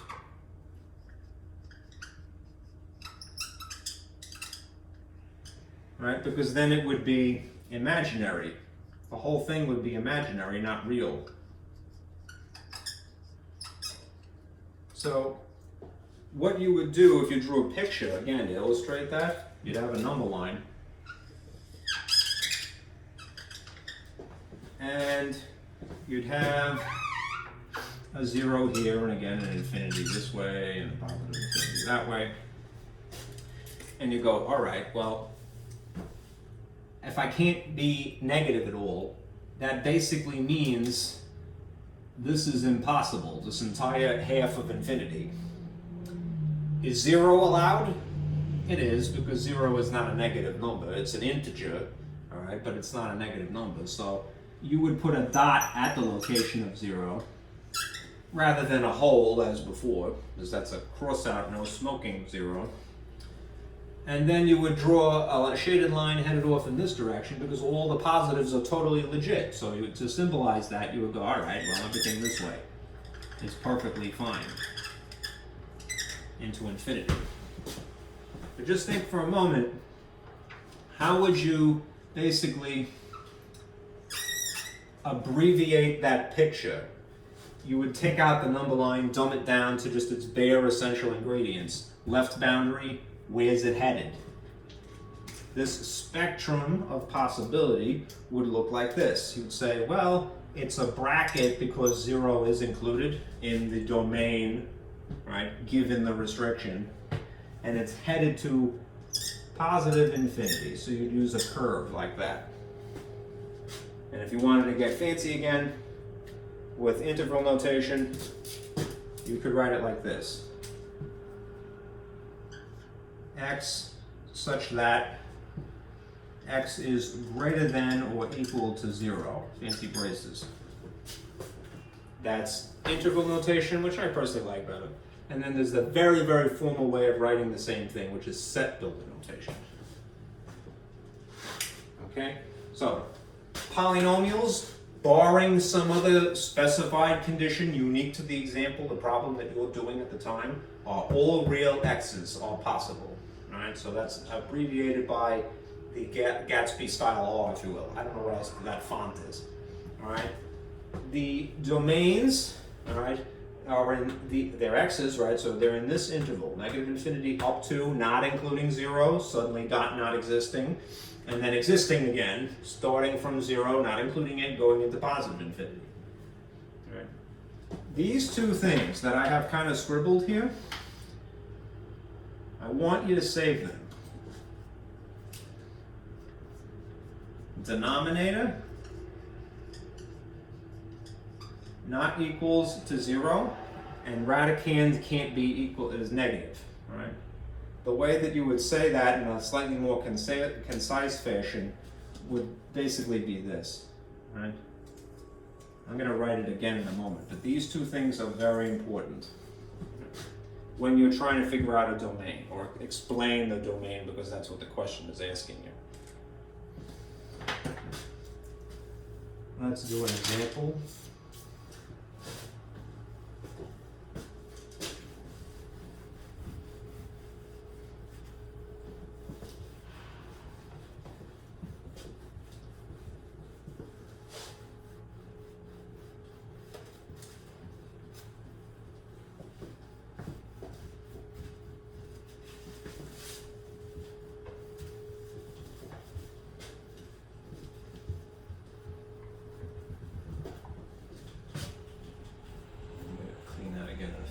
But let me see if I can get away with not doing that just yet. A little more elbow grease here. Alright. Get to work out, yeah. Alright. Okay. So ripped after this math lesson. Yeah, sure. Okay. If you had to find the domain,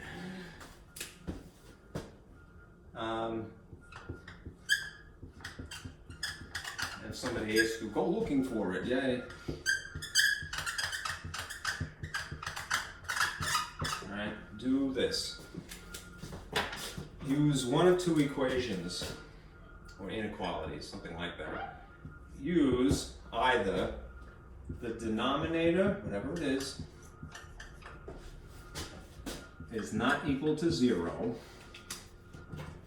or that the radicand, depending upon which type of problem you have,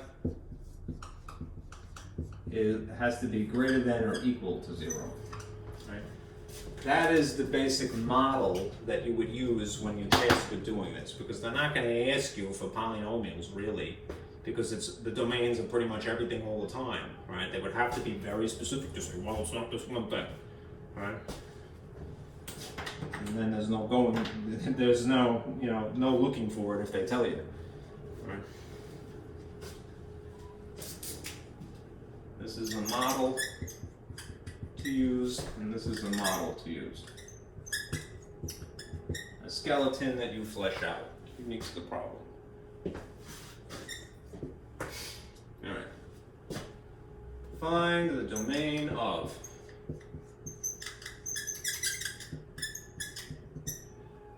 h of x, again, just upping the ante, next letter after g, right, is equal to 1 plus 4x, sitting on top of 2x.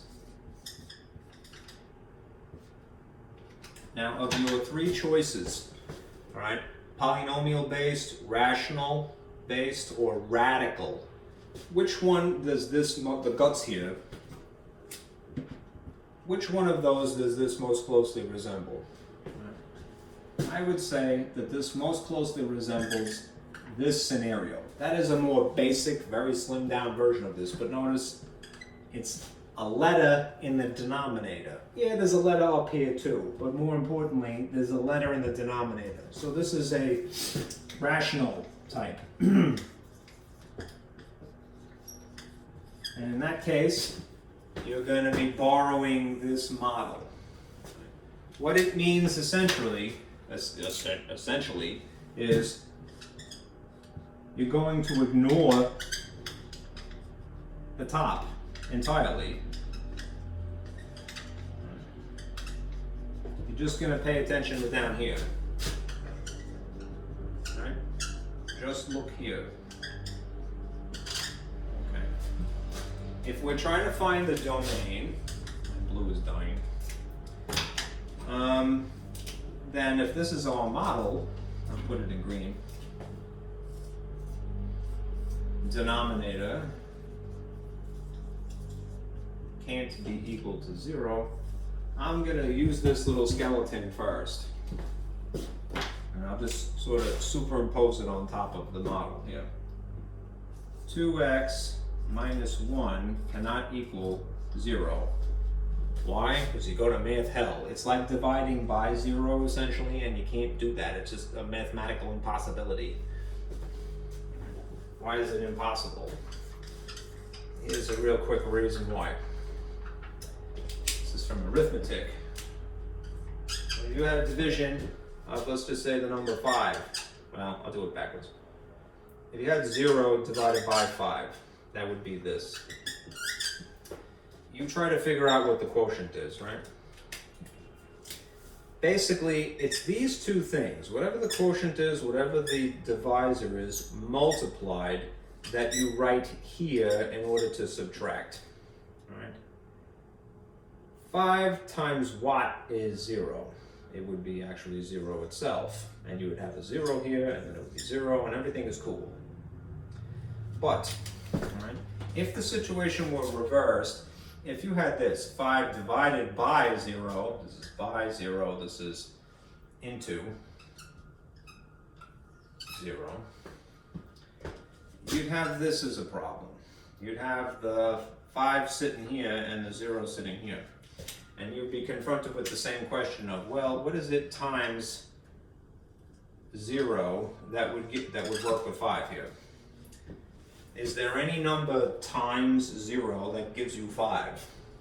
That doesn't happen, right? That's undefined. It's a mathematical impossibility, right? So you can't divide by 0. You go to math hell if you do that.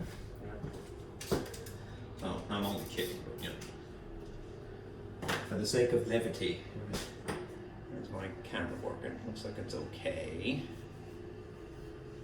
All right. So we're going to go through a teeny tiny little equation here. It's not really an equation technically because it's not equals no smoking. And I'm going to manipulate the parts here. So you move the 1 first via opposite operations, which is to add here, add here. There's a cancellation effect. And you're left with 2x is equal to 0 plus 1 is just positive 1. And then you try to move the 2 from here to here via the opposite operation. So you would divide by 2. I think my neighbor got it stuck out. I got help.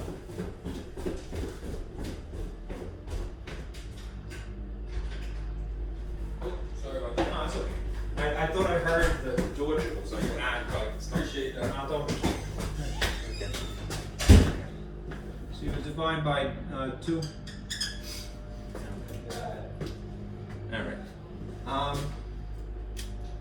right. Focus, Francis. Let's see. 2 divided by 2 is 1. You just left with x. And then on the other side, you have the answer. Not equals. X is not equal to positive 1/2. Right? That is the one restriction. Right. Congratulations. We've just discovered the one number in the whole universe of numbers, infinity, right? That is forbidden, unique to this problem. Which means what? It means that we can now draw a picture. And you might be going, yay!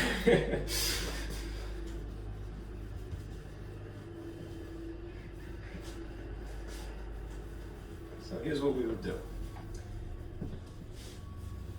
We have uncovered the one restriction. So if we were going to signify the domain, we start with a drawing. We go, okay, there is 0.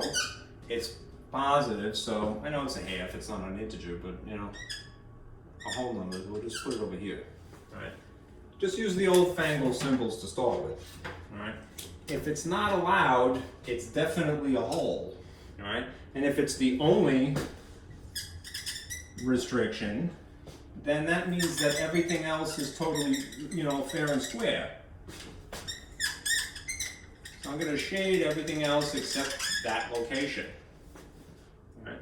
What you end up with when you have a restriction 9 times out of 10, like this, is that you get 2 intervals. You have from negative infinity up to that point, positive 1/2, and neither of them is included. Then there's suddenly a gap here, using the newfangled symbols. All right, gap. Looks like a funny way to spell that. All right, gap. And then suddenly it picks up from that hole, right, and goes into positive infinity. All right, now because it happens to be 2 intervals and you're trying to cover the entire domain, you have to use a union symbol, right? Union. Right. And again, if you want to be fancy, you could just go in set builder notation. You just say this. What is the domain to that problem? It is the set of all x's such that x is not equal to 1/2, which is very concisely saying it's everything except that. All right, let's do the other type.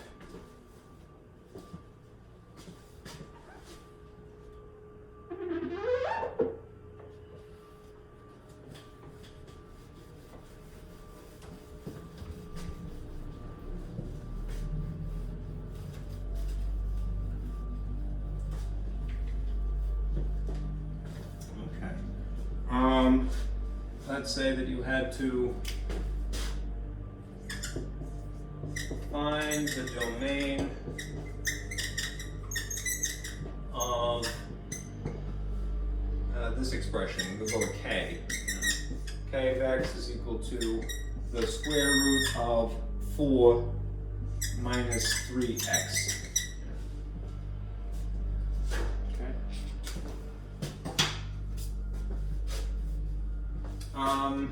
Again, decide for yourself. Am I dealing with something that is a polynomial, or is it rational? Which means it would look something like that. Or is it a radical type of equation or function, which would look something like that.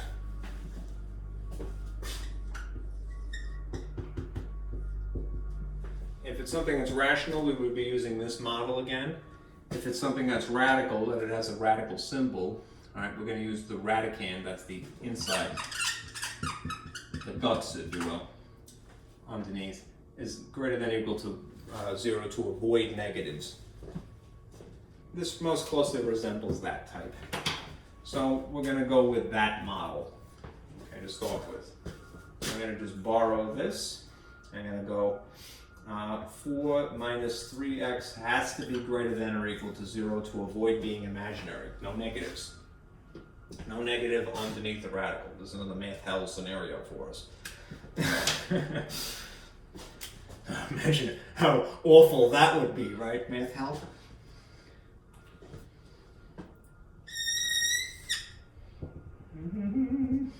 Okay. Rearrange it as you would. This is a positive 4, to justify bringing it over here, I'm going to subtract 4. And there's the cancellation effect. And there's a minus 3x here. this is still oriented as so, and then 0 minus 4 is negative 4. So be careful because there is an inequality symbol here. So beyond this point, we're going to have to move 3 by dividing by a coefficient of a negative 3. That is to go from here to here. The effect of dividing by a negative when you're dealing with inequalities is that you have to reverse this, right? Cancels, thankfully. This is x is now less than or equal to positive 4/3 is the way it works out. In this scenario, right, we haven't found the whole, we found the starting point.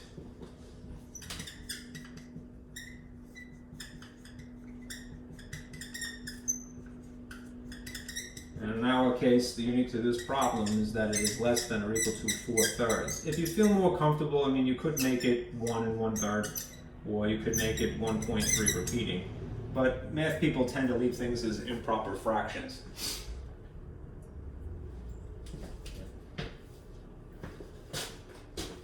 All right, so let me just get this out of the way for a moment.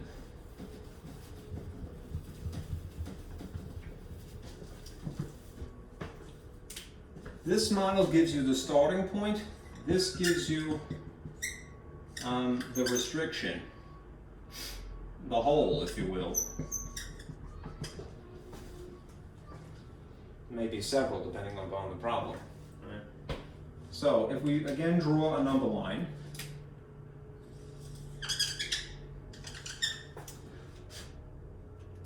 and then put a 0 here and be a good sport and then label it like this. Just recognize, remember, less is more when you're graphing. You don't have to go crazy. If this is a positive, I use 0 because it all the time because it just separates out the negatives from the positives naturally. Take that thing, whatever incarnation of it you like, and put it on the appropriate side of 0, in respect of 0. It would be here because it's a positive. All right. All right. So again, it's not a whole. That scenario gives you the whole. The one restriction, or it could be maybe 1 or 2 if it's something quadratic. You know, it gives you the starting point. In the old style, you would put a dot here, all right, and then you would say x is something less than this, in addition to something being equal to it. So you would have a line shaded this way, because remember we reversed that symbol as a result of dividing by a negative coefficient. Divide by a negative, we flipped. Inequality. Okay? So it ends up going in this direction rather than the other way. That means that it's totally okay to have something, ironically, the x values themselves can be negatives, because the way that it would work out using the original guts, and the original guts are these. If you put in a fraction here, it's always going to be something smaller than than 4. So it's always this is always going to produce a positive, no matter what. All right. I'll use a bracket now instead of a dot. All right. And therefore, we would have these domain. This would be the domain. This is the domain. And this would be the fancier way. X is less than 4/3. Okay? Let's see. Move on. Alright. This book is a little funny because they kind of vaguely go into ranges. I'll show you something right now, but there's less that you can do at this point because we haven't gotten to chapter 5 yet. So let me give you something else.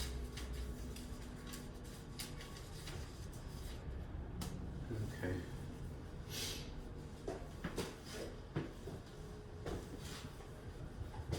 I need this for 2 hours.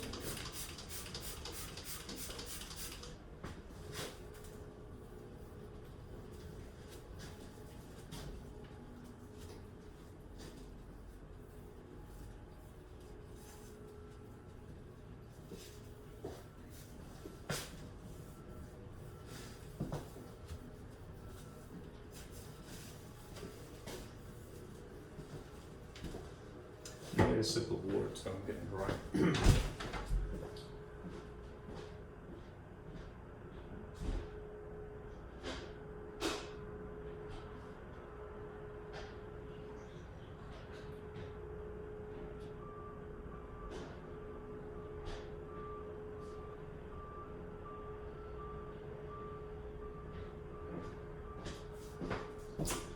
Alright, moving on. To find ranges, it's going to be a little bit more complex.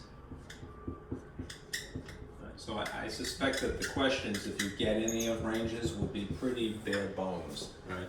I want to give you sort of the overview now, just so that you're prepared when we get to chapter 5, which is a ways off. Right? Define range. Remember, range is what the y's are. Okay, for all intents and purposes. Here's a diagram.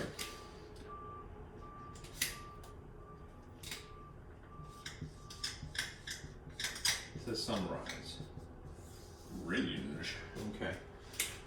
For right now, the most basic thing that you could do to figure out what the ranges would be to use that table of what they call parent. This is or sometimes they call it toolkit functions. What does that mean? I mean that if you go over to that handout, this one in particular, these are called toolkit or parent functions, right? Because if you had anything more complex, they would have to be based upon these types somehow, right?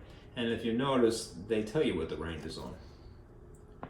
So, you know, there might be some little tinkering with it, like if it's a, you know, if it's a regular sort of linear equation, you don't have to worry at all. It's pretty, unless there's a hole in the picture.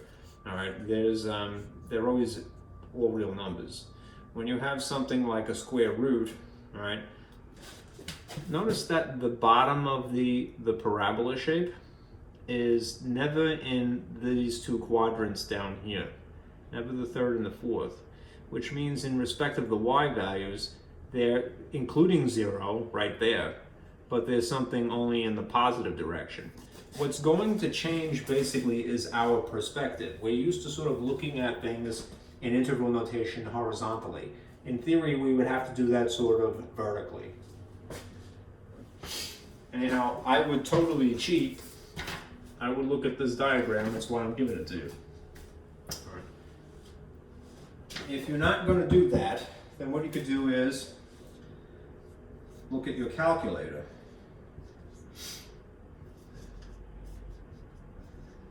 Perhaps the graph is not given to you. Make your calculator draw the picture, because we haven't technically gone into techniques for graphing, you know, something beyond linear yet. Right? So for example, you would use these buttons. Y equals, right, if you want to graph something. And if you wanted to, well, that's the enter something. If you want to draw, you would hit the graph button. So make sure that you employ these two. Right? You may have to tinker with the perspective of it. That is my crabby roommate.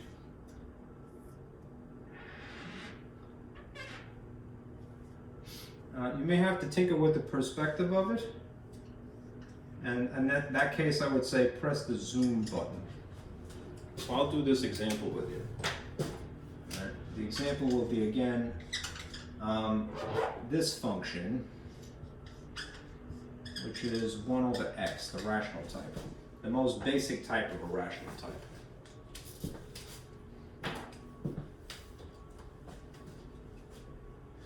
Okay, make sure it clears. I didn't really. Okay. If this is fresh out of the box, right, then you don't have to reset anything. What I would do maybe up front is, if you've been tinkering with the calculator and you have changed the screen dimensions, go to zoom right now and then choose Z standard. That's pretty much how it comes right out of the plastic, right? And this is what the perspective will look like. it's a little stretch. Now, not to go off on a tangent, but if you've noticed, this says something that says z square. Z square is the way math world really is, all right? Z standard is because of us, right? That we see things sort of wider this way, or we prefer to, all right? Like a widescreen TV, all right? Anyhow, put it in Z standard 6. All right, now I'm gonna just quit for a moment. If you're just going straight for the graph, press Y equals, and then you could do a couple of different things. You could hit 1, division symbol, and then this button here, x tau theta, is automatically x. Delete, please.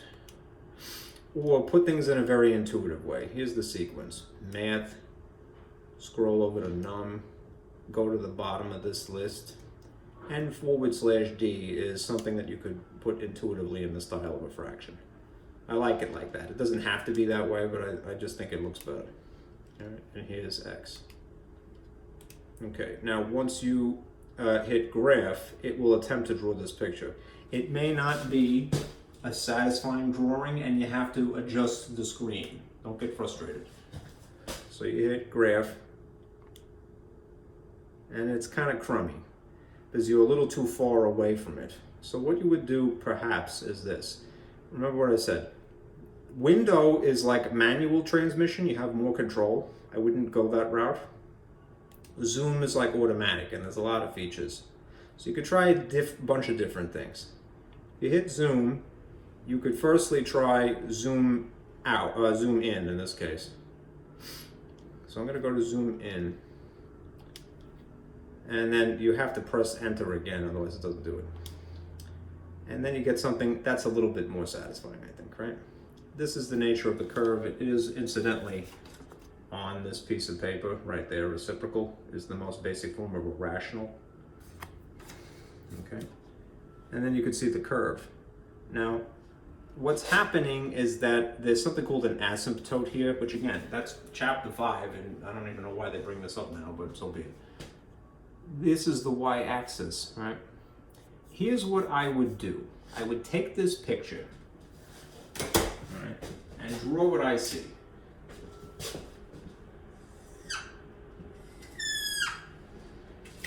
And our graph is apparently the rational type, so it kind of curves like this. It gets closer and closer and closer to the x-axis this way, and it gets closer and closer and closer to the y-axis this way, and then there's another one of these like that, but it never reaches. This is something that famously has asymptotes.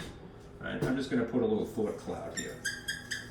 It has horizontal and vertical asymptotes. An asymptote is basically an invisible boundary.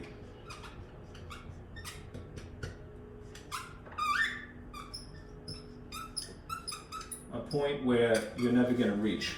Right? There's an asymptote, which again, not to drive you nuts, would be running this way. A lot of times it's a dashed line is the way we illustrate that. And there's an asymptote vertical running this way. Those are places that the graphs that are red, they're never going to touch them. Right? Anyhow, here's what I would do if you're trying to get a range kind of brute force. Since we're not technically going into this right now. This is way off. This is like chapter 5. All right. Take your picture, all right, and draw little arrows like this.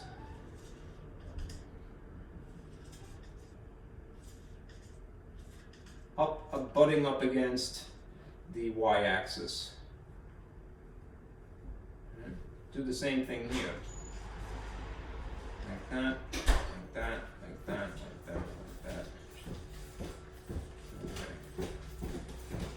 Right. Basically what you have to do is think about this thing that is two-dimensional, one-dimensionally.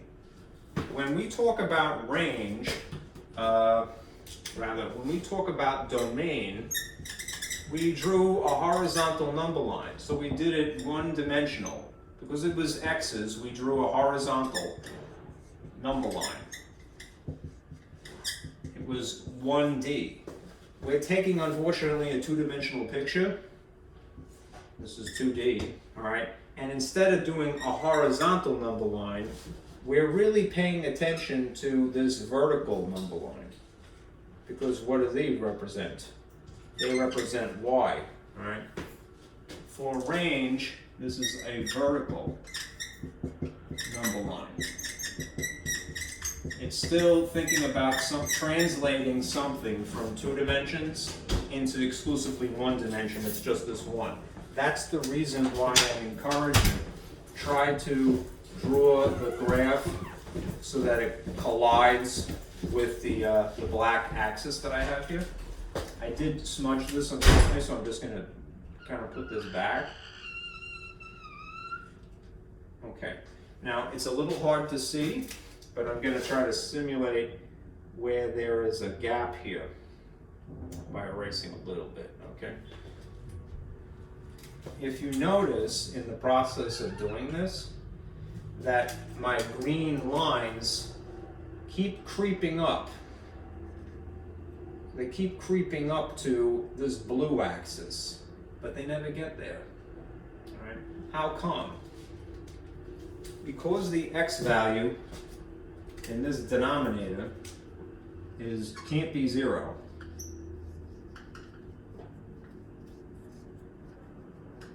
All right, that leaves out the location of x equals 0. That means that there's a hole there. All right, x can't be equal to 0. But what does the origin happen to be in terms of y, just coincidentally? It means that y cannot be equal to 0 either. The reason for that is that there is a horizontal and a vertical asymptote, asymptote, which is an invisible boundary. Anyhow, if we took this picture and then slimmed it down to something that was truly one-dimensional, rather than just what I'm doing here, which is trying to adapt the 2D picture to 1 dimension, here's what it would look like. I'm going to erase stuff. All right. You would have this hole in the vertical drawing. And then you would say, well, that's the only thing that's not allowed, right? But what is allowed in terms of a y value? Everything running this way, apparently, because it's never going to reach the axis. And simultaneously, everything running this way. And now I'm going to erase this superfluous information here. Extra.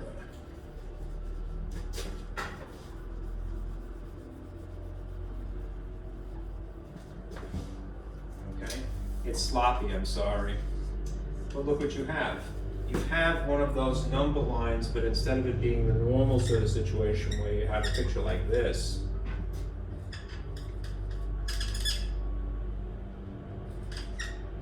you have it oriented in the vertical dimension. All right, so there are, again, intervals. All right. This is at the origin, that's where it would have been. X cannot be equal to 0, and because it is the origin, it is simultaneously y can't be equal to 0. And that's what we really care about, because that's what the range is. All right? And that's why it's vertical this way. Anyhow, we can describe, using interval notation, the intervals that stretch. There's an interval from here to here, and then there's a hole, and then there's an interval from here to here. Right? This is where the gap would be, vertically. I'll use the newfangled symbols. We have ruled out 0 as a possibility, so there would be a curve like this here, instead of a hole, and a curve like this here. The lower one is the one that you want to start with. This goes to negative infinity that way, and positive infinity that way. So this lower boundary, which you would start with, is negative infinity up to 0. And this higher one would be from 0 to positive infinity. Okay, let's verify here. Look at this reciprocal drawing here. Notice the range, right? it is exactly what we just predicted. Negative up to, not including 0, a whole, and then the union of that with where it starts up again. Not including 0, but stretching into positive infinity. This most basic type of irrational is known as a reciprocal officially, all right, because it looks just like a fraction. All right. The domain and the range is similar. Okay.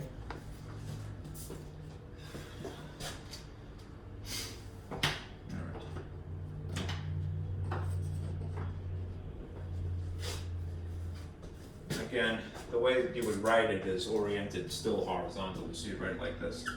Negative infinity, 0, union, 0, positive. All parentheses, no brackets. That is the range of this particular function. The most basic type of rational known as a reciprocal.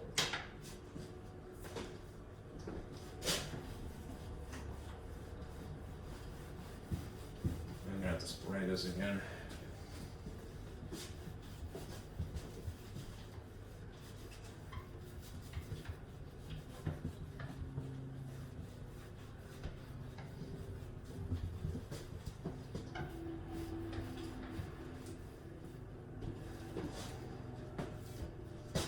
Get some light alcohol on this will make it release a little bit easier.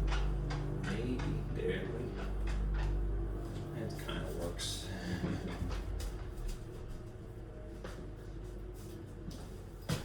Alright, 2.5 hours here. Alright, let's discuss a piecewise function.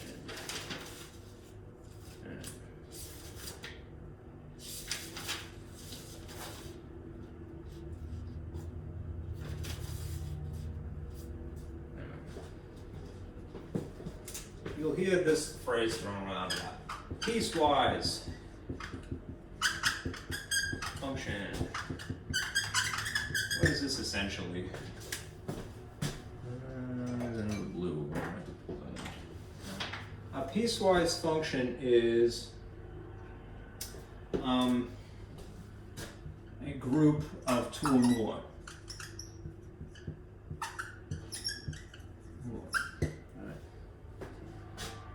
And they each have specific conditions.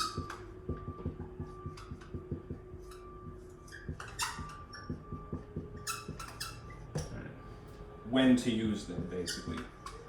An instruction of when to use each.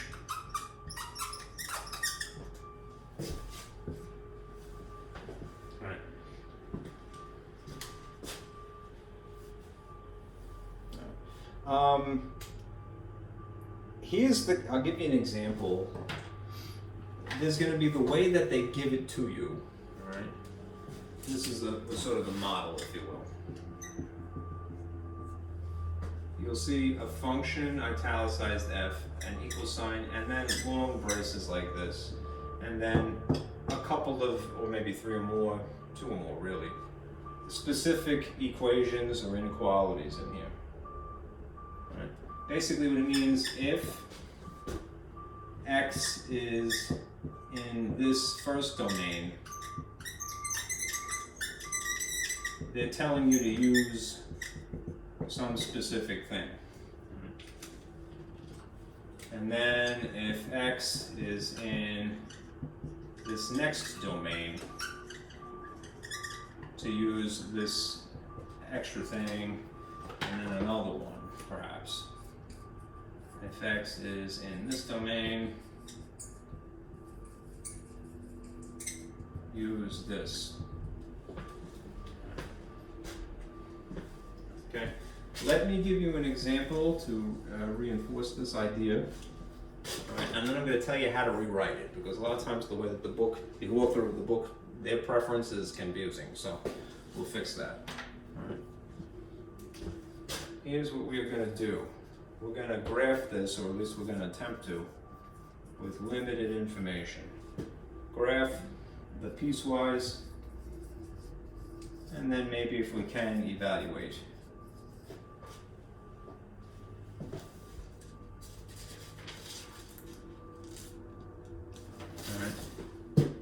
At the function 2, right?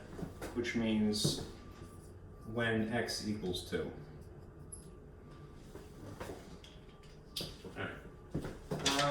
Suppose it starts out looking like this. The function is x squared, comma, x is less than or equal to 1, right? And 3, then x is in between these two. And then x is greater than 2, right? These things that you see, and it would help maybe if I wrote them in different colors, but for the sake of brevity, let me just put a comma here, green. These are the conditions in which you would apply this particular function. It's really trying to tie this to this symbol, which you know is just another way of saying y equals. That's why I suggest take the junk that was handed to you and write it better than you got it. Right? Here's my way of writing it. It's the same exact problem. Clarify. F of x, which is really y, all right, could be one of 3 things, and label it as such. Number 1, number 2, number 3. Don't be afraid to write things better, all right? If, and we'll state the first inequality here first. If x is less than or equal to 1, use y equals x squared. That's a little bit more straightforward, I think. I'm even going back to the older y symbol. If x is between 2 and 1, use y equals 3. Okay. And then the last one. If x is greater than 2, use y equals x. They're not too complicated, these. Here's the type that they've been giving you. Okay? Use different colors if it helps, or label them, alright? 1, 2, 3, alright? If these conditions are going on, you want to look at that particular drawing. If these conditions are going on, you want to look at that particular drawing. I'm going to draw the picture, and it's not too hard because they didn't give us too complicated stuff here. Let me erase some of this.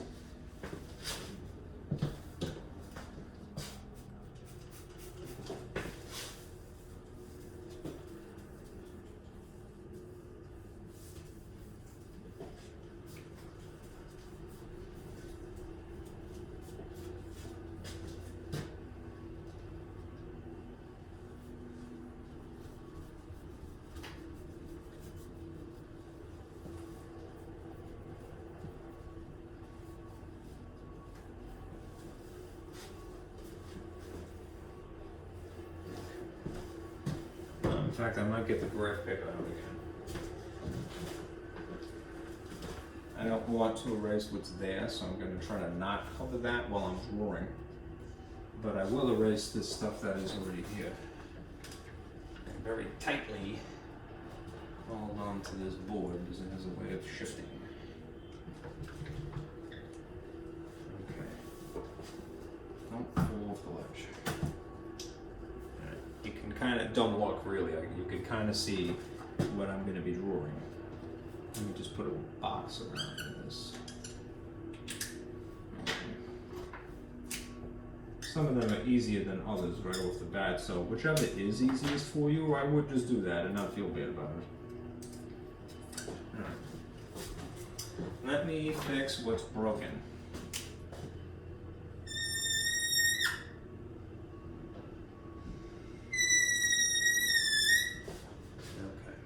X-axis, we have our y-axis, and this is of course the origin. Right. Now you could cheat, all right? I want you to use your calculator eventually, but I want to draw it the old-fashioned way to give you a feel, all right? And I want you to also use references, all right? Notice what we got right here. Y equals x. Well, this graph already draws that for you, all right? when y equals x, the way that it works out is that whatever x value you insert into it, because there's no constant, added or subtracted, it would just be a bunch of dots like this, straight backward, straight forward. Now normally what you would do when you're graphing something like that is that you would take a ruler and very carefully, I'll put it in blue,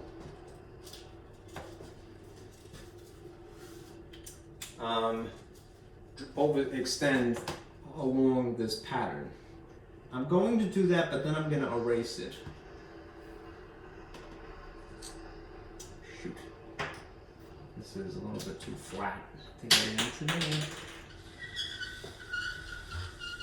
You'd have a line that looks like this. The beauty of at least doing this on an erasable board is that I can erase, and I really do need to. So you might do this with pencil if you're going to do it at all by hand. All right, now this line would in theory stretch into infinity this way and this way. But then we have to remember there are conditions in which we would use this. This line we can only use at the point of 2, actually it's not even including 2, but when it is greater than 2. When x is greater than 2, this line exists for intents and purposes. So watch what happens to the picture.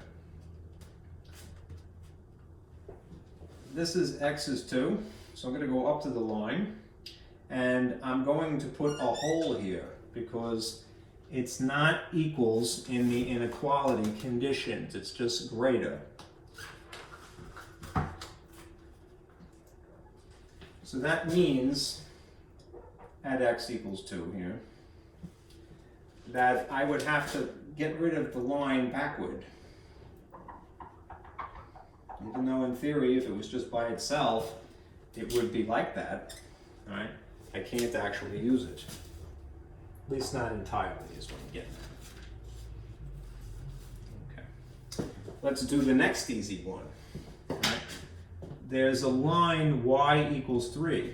Remember then when y equals 3, it's not even, there's no variable x there at all. All right? I'll put this in black. When you have y equals a constant, that just means that you have a horizontal line at y equals 3. So if you go up to y equals 3, which would be here, that's y equals 3, you would in theory draw a line, I'm going to draw it very faintly, like this, that would go into infinity like that, okay, running parallel. The thing is, it has its own specific conditions that have to be met as well. So I'm going to just scoot this over again and point those out. The x value does include the number 2, because there's an equals in here. So at the location of 2, x equals 2, I am in fact going to put a dot here. This is x2. All right? But it can only be things less than that. All right? How come? Because apparently, at that same location, this diagonal line takes over the job. It's kind of like, what do you call that? Triathlon, I think it is? In running, right? Where one person is a relay run. You know, so you hand the baton to the next person and they continue running after you. All right? This function at the point of 2 does include 2, but after 2, this function would take over. I know I'm doing it sort of backwards, but I'm doing it from this one because it's the easiest. All right? That means that it would stretch backward this way. Now, simultaneously, there's another condition on the opposite side of this x here. It's that x has to be not including 1, which is right there, right? But it basically has to be something bigger than 1. Notice that the open end is facing the letter and the point is facing the number 1. So that means that this is very, very stubby. There would, since there's no equals in here, there would be a hole there as well. And you'd have this very short segment like that. And then I'd have to erase the rest of my line backward into infinity. It's kind of weird, right? I have this little sort of molecule that's forming here. And then this other one adjacent. Let me just fix something really quick. I didn't want this to not be obvious. Okay, now we do the red one. The red one is a little bit more challenging because it is, although it's not too bad, it's just y squared. It's a square function, which, again, a form of quadratic. You could steal the picture from here, all right? But it might not be obvious what the points involved would be. All right, before we get to the conditions, let me make sure that this is rock solid, and then I'll point something out. First of all, it's not really obvious in the drawing, but what you could do when you see y squared is you would note that a couple of the points that this sort of shape would go through naturally. It goes through the origin, and it also goes through 1, 1, right? Most functions are like that. They'll either go through the origin at least, or they'll go through 1, 1. But anyhow, if you want, this is where I would employ my calculator. Since we haven't technically discussed how to graph a parabola, use your calculator. All right, I'm gonna get out of here, all right? Quit, go back to y equals, and erase this. And now I'm just gonna put x. I may have to adjust the screen dimensions a couple of times, and it's a little temperamental. Press x. You could press this button, x squared here would do it automatically, or hit this caret to put in something other. I'm gonna just do that. If you hit graph, it will draw the picture for you. There you go. All right, so you see the graph. If you want to see where the points are, right, there's a couple of things you can do. You can hit trace and move the cursor around. If you do that, if you hit trace, and then you type in 0 for x, and hit enter, it'll automatically tell you what it has to be. If you type in 1, it will tell you automatically what the y value would have to be. Wow, I got dark all of a sudden. All right, 1, 1. Okay, so I'm going to start with that. I would definitely have a point on this parabola here, and then another one here. And because it's symmetrical, parabolas are symmetrical, I could assume that there would be another point over here, one block the other way. I really want another one. So what I'm going to do, and I'm going to show you this just because there's going to be a problem, I'm going to pull the same trick. I'm going to attempt to put in 4 or 2 or 3. I'll use 2, it would be more logical. And it might give me a problem, even though it shouldn't. All right, I'll tell you why. Let me put in 2. This will ultimately be what I do anyhow. And it told me actually 4. If it resists you when you're trying to do this, it's because the screen would have to be adjusted. Like you notice the cursor is not flashing, unfortunately. Why? Because it would be, look at the increments. This is 1, this is 2. 4 would be up here, you know? Anyhow, it's verifying that at the point 2, 4, there would be a dot. All right? So at 2, 1, 2, 3, 4, there would be a dot here. And then because it's symmetrical, there would be a dot here. That's sufficient, right? I'm going to very faintly draw the parabola symbol, the parabola shape like this. Okay? Another way of doing this is that you could, it would maybe be a little less finesse. If you hit second and then graph to engage the table feature, it tells you what the coordinates is listed, right? They're probably not all included, but the more interesting ones are. And you can scroll up and down. Notice that 2, 4 is one of them. The next one that it has listed is 749, which is way off the table. So I'm going to go back to graph. Okay? Use your calculator to verify. All right? We'll use the table. All right? Anyhow, there are conditions for this red one as well. All right, so I'm going to move this aside for a moment. If x is less than or equal to 1, then you would use this. So I'm going to have to erase some stuff. I would have started with maybe something like this. This is my parabola shape. All right? But I got to adjust it according to this. It's equal to 1, so there definitely would be a dot here. But it can only be things smaller than that. That means that beyond this, and it would make sense because those other things are there, the relay run. All right? Lower than that, x is 0 is fine, -1, -2, -3. Into infinity, you would have this graph. Okay. Now, look what you got here. You have, it's a little sloppy, right? Yeah, little. And this is very stubby, this one. And this one is a little weird too, because it's right underneath it. But you have 3 functions superimposed. That is, they're on top of each other in the same drawing, insofar as when they would be appropriate to apply them. All right?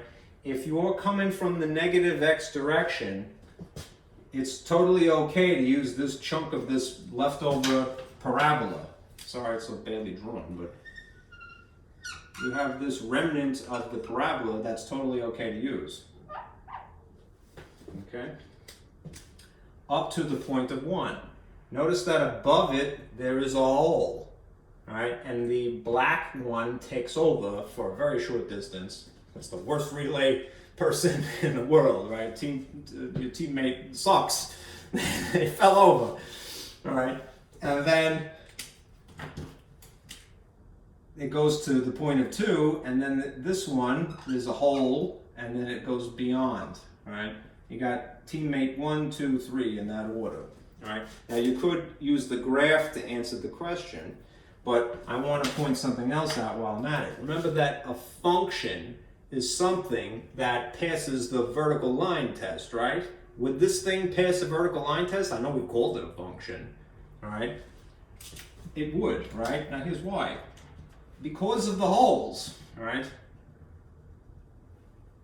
This piecewise function is a function, right? Because of the nature of these holes, right? There would only be one point of intersection because there's a hole here in the second function. If you did this vertical line to test, again, this would still be a function because there's a hole here to compensate for this dot here. All right, it's a little bit lower, granted, but they're on that same x value. And then into infinity, right? Only one point of intersection. Passes the vertical line test, even in spite of its complexity.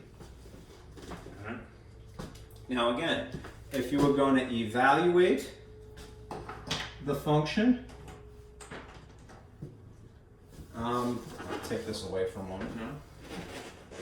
If you were going to evaluate the function at 2, you have to be selective. You go, well, I'm going to use this one, or this one, based upon the conditions. X is 2, right? I don't want to give it away, so I'm going to write it in green here.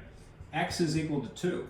So I can't use this one because it's got to be something equal or less than 1. So it's not that one that I'm going to use.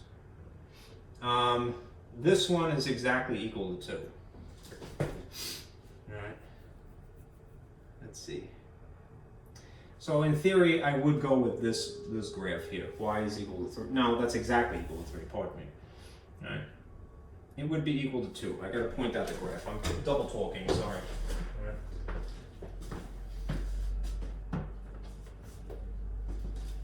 If x is equal to 2, what is y equal to? At x equals 2, y is equal to 1, 2, 3. All right? According to the graph, right? There's no calculation. A slightly more satisfying problem would be to evaluate a better number. All right? I should have done this. In fact, to be honest with you, I fudged it. Right? -2. Right? Where would it be appropriate in this case to insert -2? -2 fits within this situation, this conditions. It's for things that are less than 1. equal to 1, but also less than 1. That is less than 1. So I would use this equation. To evaluate, it would be y is equal to x squared, right? And in here, I would insert this value to evaluate it, and it would be negative 2 squared. What is negative 2 squared? It ends up being positive 4. All right?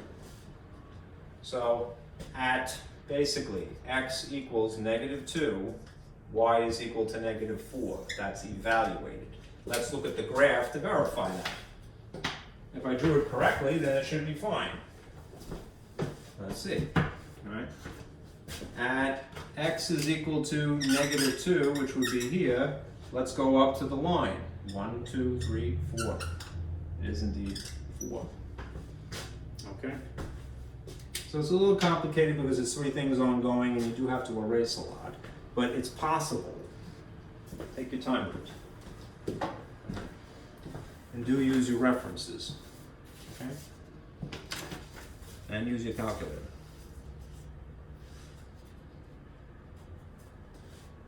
Alright, now, last section, and hopefully I can do that in a few minutes because it's getting late. Let me get this out of the way.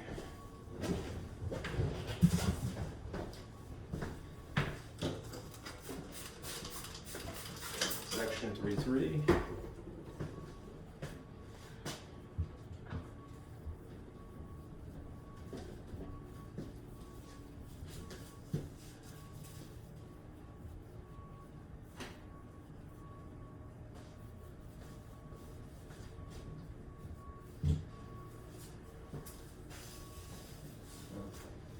This is pretty straightforward. See if that's nice and dry. Looks like it's good. Okay. Section 3.3 is called rates of change. And in a nutshell, what that means is slope.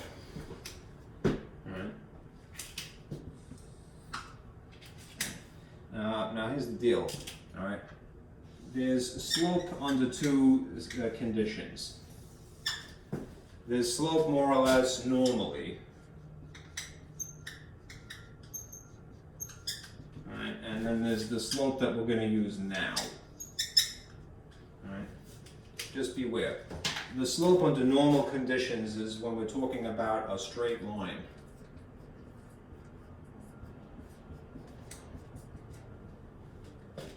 And the slope that we're going to be talking about now is the slope of a curve.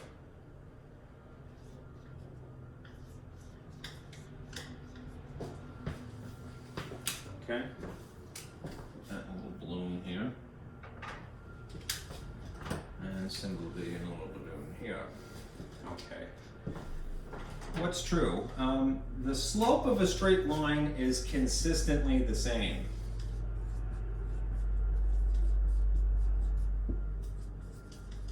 Throughout the line.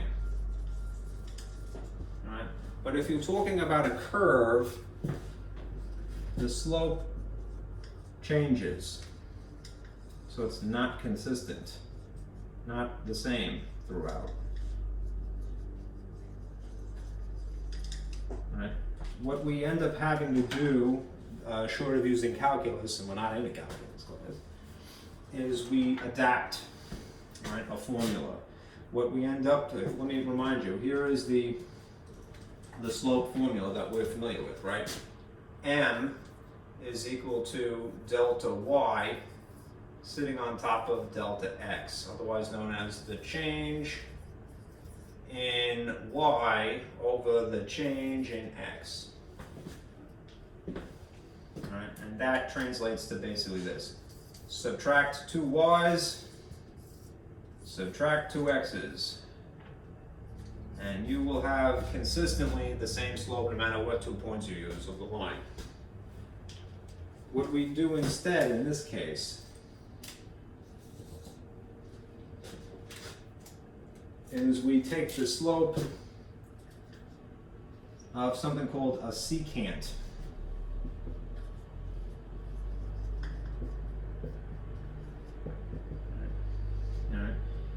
And that's why they put this abbreviation SEC. It's referring to a secant.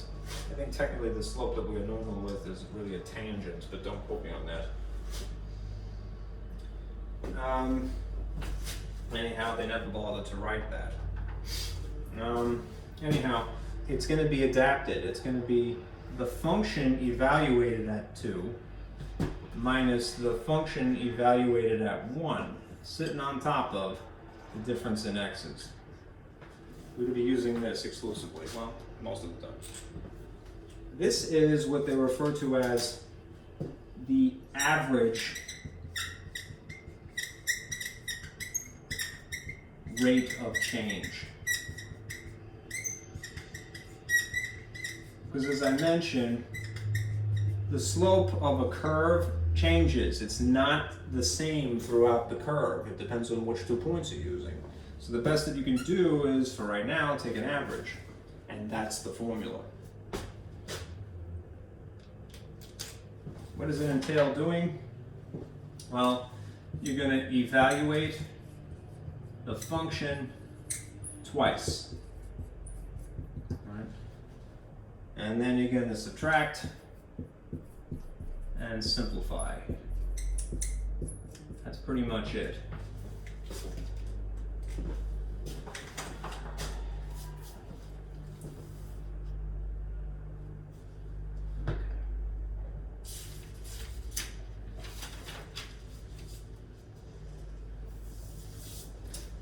Let me erase a little bit.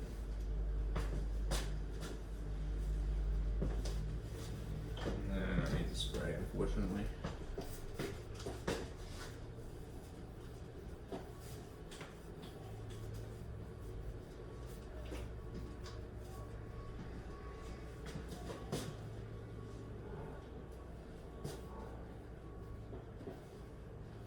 Okay.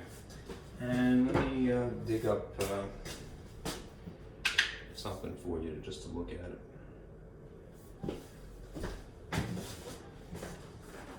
I'm gonna obscure this for just for a moment and then erase what I have here.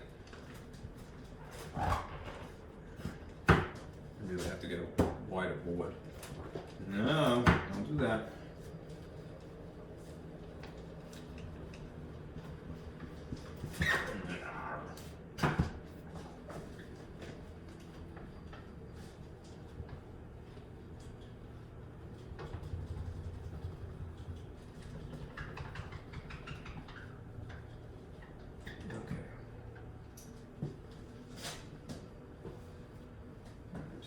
Let me draw a diagram and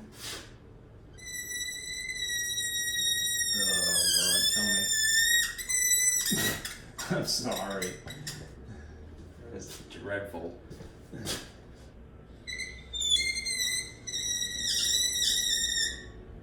is why.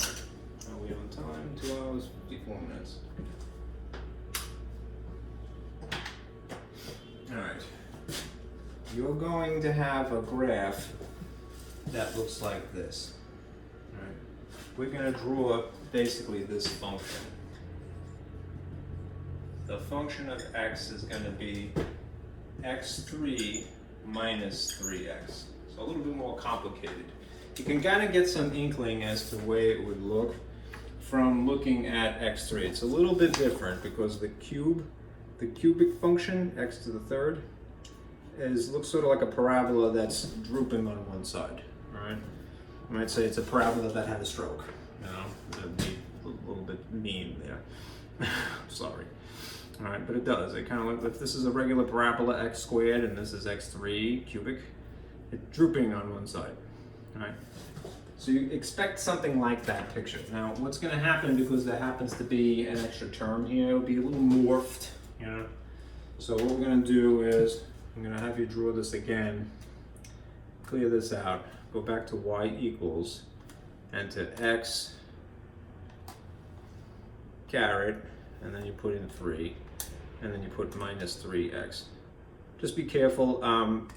Remember, I know there's a negative button down here. When you're putting in subtraction symbols, right, it doesn't understand that these should be the same thing. Right? Reserve this for coefficients. All right? rather than to separate terms. All right? Now, if there's a problem again, you may have to adjust the screen, but we'll see what we get. All right? Here's a pretty good picture. Great. All right? Now, what you can do is notice that it goes through the origin. If you hit trace and then you test some x's here, you got x is 0, it certifies that this is that point. So I'm going to put that on the picture. There we go. All right. I want to get some symmetry, you know, so let me just try figure out what the point of the graph is here. I see that it's curving. That looks like 1 to me, so I'm going to go, well, let me try 1. And it tells me it's y is equal to -2, so cool. All right. At +1, I'm going to put a dot here at -2. And maybe try 1 or 2 more. Let me see what this point is here. That looks like -1. So I'm going to put in -1, enter, and it does tell me +2. So at -1, I have a dot here. And let me see if I could finagle maybe 1 or 2 more. Okay. There's a picture basically fleshing out that goes from here to here. All right, and I'm going to try +2. And it tells me y is 2. So let's see, there would be a dot there. That means that I have this for a picture, basically, something like this. All right, and then I'll try just -2 to be even here. At -2, y is -2. -2, y is -2. So I have a picture like this. Okay. Now, as you can see, this is curved, right? Which means that if I attempt to define the slope, all right, it's going to change depending upon using these coordinates or those, or between these two, or there, or somewhere else, right? It's not consistent. All right? Let's say that you were asked this question.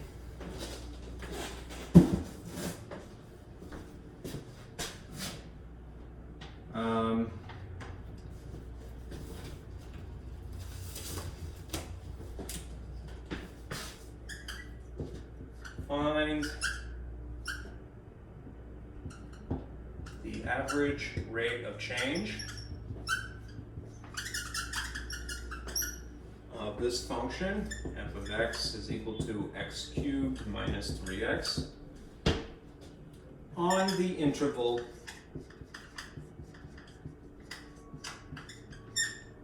bracket -2, comma, -1. Okay, a couple of things. This is an interval, right? That means that this is your first x, and this is your second x. All right. So this is, you're going to substitute that in place of the first x, and this you're going to substitute in place of the second x. It's unfortunate that these subscripts happens to be coincidentally the same numerals, but it is what it is, right? So we're going to evaluate twice. We'll do the calculation first. Right. And see what we get. I'm going to evaluate because I'm going to try to figure out this number, whatever it is. The function at x2 is evaluating using -1 apparently. All right. So if this is x to the third, I'm going to squeak in a -1 here. -3 times -1. -1 cubed is still -1. So this is -1, and then these two things are a double negative multiplied as a +3. Which means that this is going to be -1 plus 3 is +2. In location here, I would put a 2. Okay. Now I'm going to do that again. For figuring out this one, x evaluated, pardon me, the function evaluated at x the first.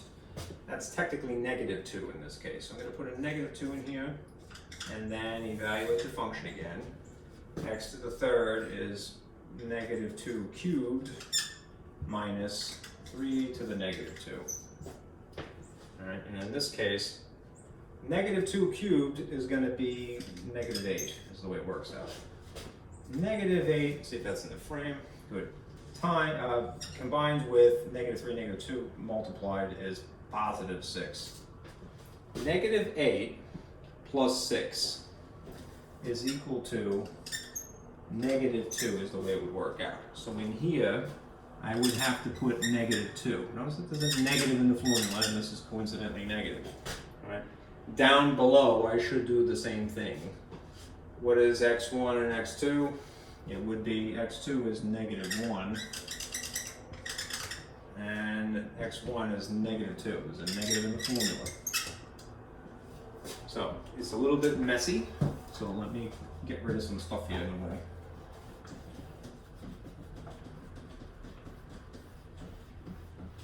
What we have essentially is that this slope of this secant line is 2, a double negative plus 2, sitting on top of negative 1, a double negative is plus 2.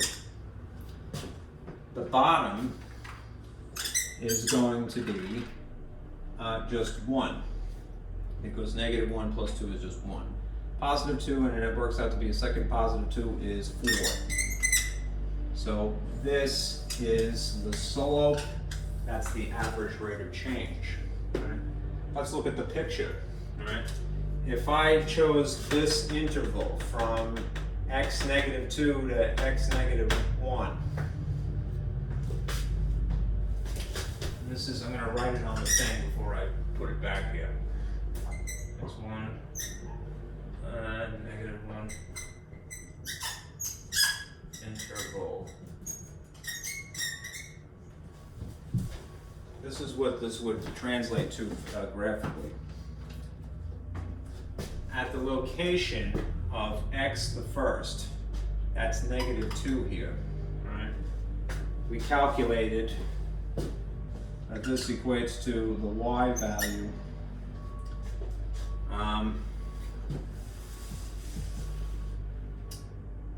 let's see. One to negative 2.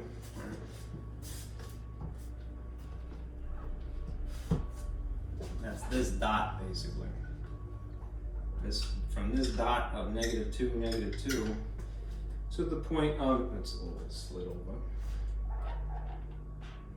to the point of x is negative 1, which would be here, and it ends up being positive 2, right?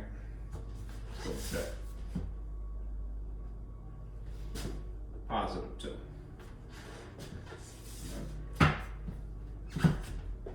So we have from here to here. What does that mean? It means that there's an imaginary line here. You don't have to draw this really, but I want to show you. No, I almost chose the wrong one. There's an imaginary line that's connecting this point and this point. That's the secant line. And this secant line has a slope that is a change in x and a change in y. It's a little bit faint because my markers are dying.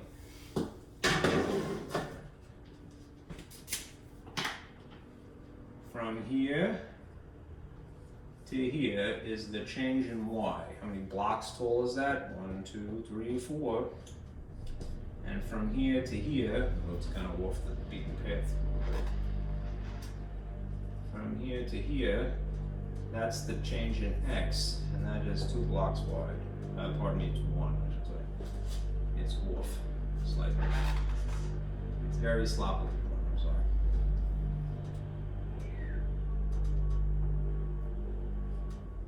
It's 1 block from here to there. Okay.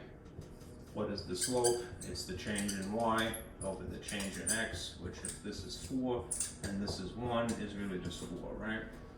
And it's in the positive orientation, if you remember. Okay? Get rid of that.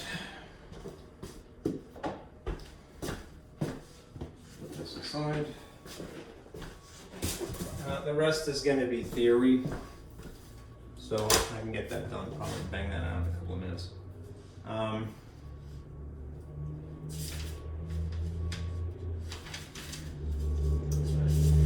Let me from here on out in the video, it's just theory, which I want to tell you because I want to prepare you for the forthcoming stuff. I need to erase this. What's with this? It's building up too much crud on it, my eraser.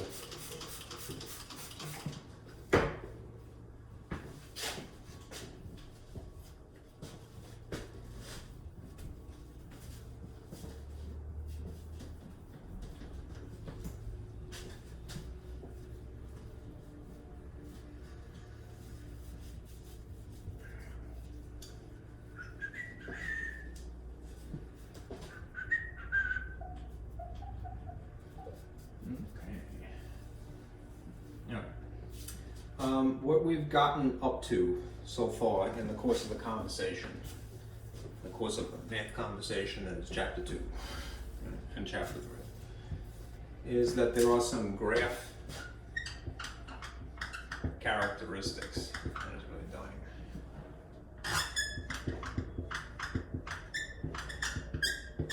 Characteristics. Right. Things to, even if you make your calculator do the graphing, and you should, you know, I'll send in that, right? These are things to look out for. Features, if you will.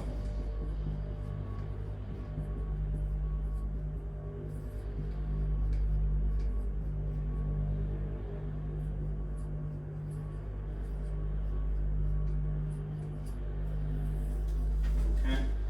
There is, to start with, the basic sketch, the basic graph as it would look in its most basic form, right? How it looks. This depends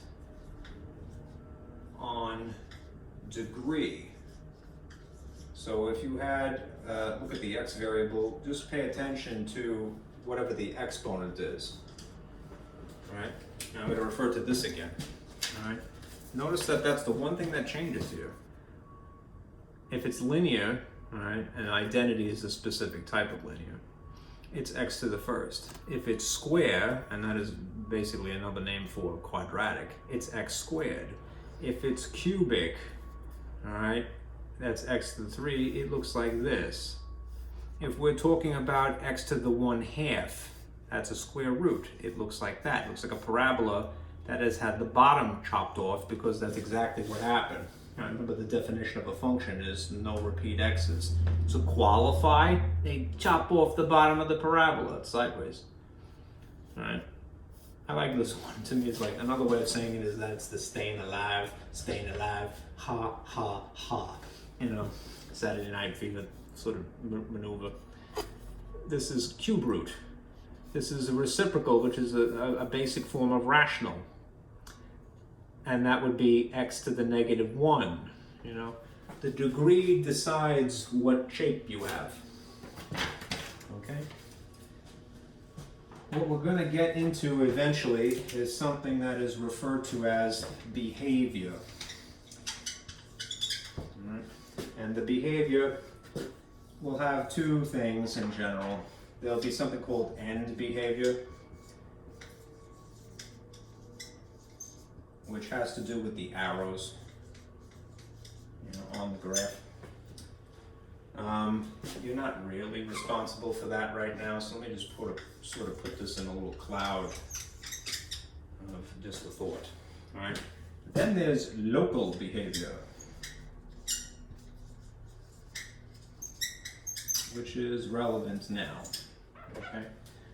Local behavior, if end behavior is referring to the arrows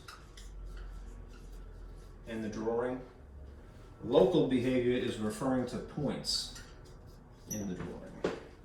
Okay.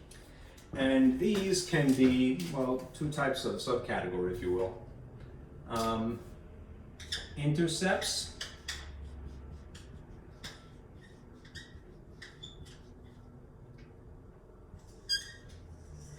which you know that there's x and there's y intercepts. They're specific points. Right? And then there's what's more interesting right now, which is something called turning points.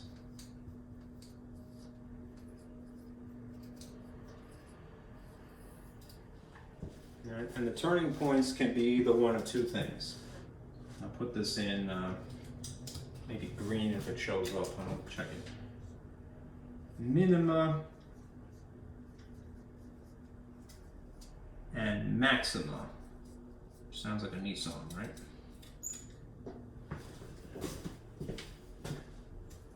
They are literally what that sounds like. They're a point at which there is a turn, a sudden change in the graph.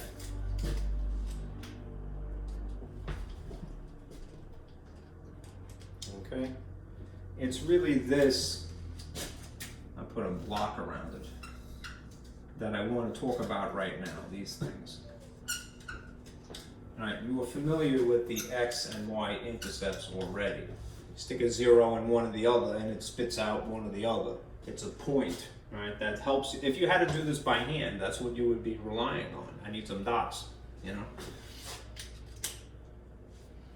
Okay. There's other features too. I'm not going to mention them. I kind of alluded to them before. There's asymptotes, boundaries where the graph doesn't exist, but that's chapter 5, you know? All right. So this is sufficient. Let's talk about the turning points.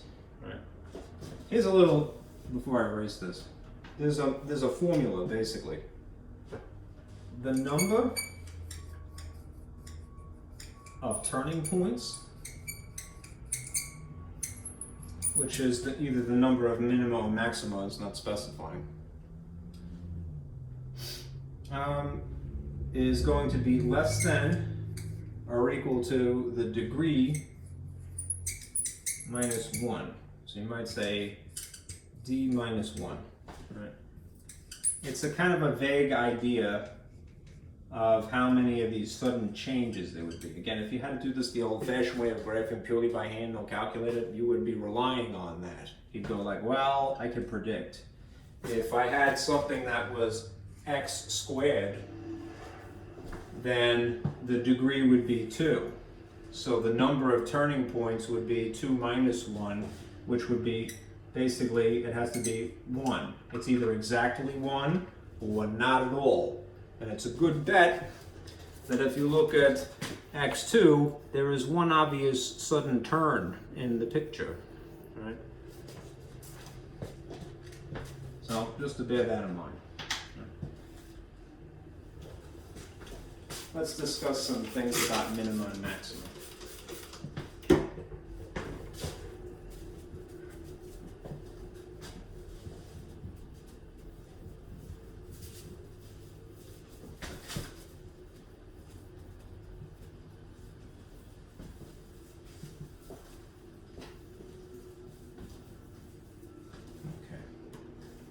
Here is a very simple picture without having to pull out the board. All right. If you had a graph, x and y, and you had some funny looking curve, right, let's say it had features like this. Let's say that it was pretty much flat at some point, and then suddenly, this would be very improbable, but it suddenly started doing this, you know? Right. There's ways that you could describe these features. Right. This point down here, which is basically a valley, right, is referred to as a minimum. Right. This point up here, which is a peak, basically, is referred to as a maximum. Now, sometimes, you know, people are very, very precise, and they'll say, well, it's a local maximum, or a local minimum, not the absolute one. Right. let me just clarify that thing here. Right?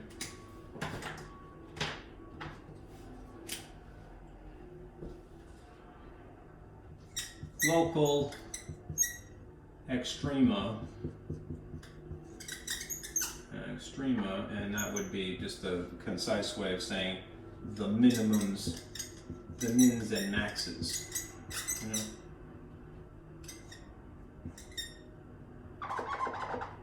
Right. Versus, you know, there could be absolute extrema. Right, the min and max. Right, this is local in a certain interval, in a certain frame, if you will. You know, like your frame is just between here and here. Right? And the absolute could be for the entire graph. Right? Another phrase, unfortunately there's too many to throw around here. Instead of local, they say relative extrema. Right? Relative maximum, whatever. Right? It's a valley and it's a peak. Right? Between, say, this point, right? From off the graph here up to here where it's flat, right? This is called constant. When the graph is like that, right? As soon as it takes a dip on this roller coaster ride, say from here to here, right? This is not working out. I just need the space. This is a state of being decreasing. As it's going down, the y value. From here to here, it would be referred to as increasing. Right? And then it might go down again, decreasing. Right? You read from left to right. Man, this mark is giving up. Okay. In a nutshell, if you don't like the visual summary, here's a more verbal way of saying it. A graph is officially decreasing, right? If as x goes to the right, right, y goes down. And that's basically what's happening here. The y values would be diminishing. A graph is increasing if as x goes to the right, y goes up.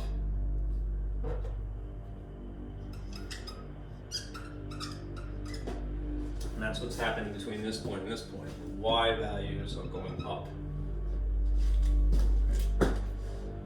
And lastly, you could say that it's constant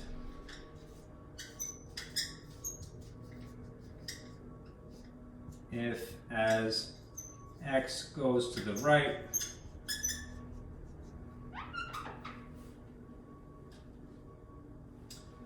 y is unchanging.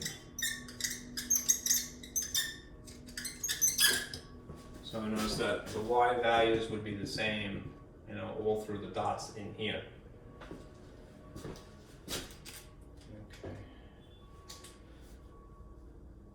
All right, again, just bear in mind, if they use this terminology, relative is the same as saying local, all right, which would just be within the frame that you're looking at, right? Absolute means for the entire graph. It will be the truest highest point, truest lowest point. All right. In a case of something like this, again, this parabola here, the true minimum is that vertex at the origin there, right? So you would call this an absolute minimum.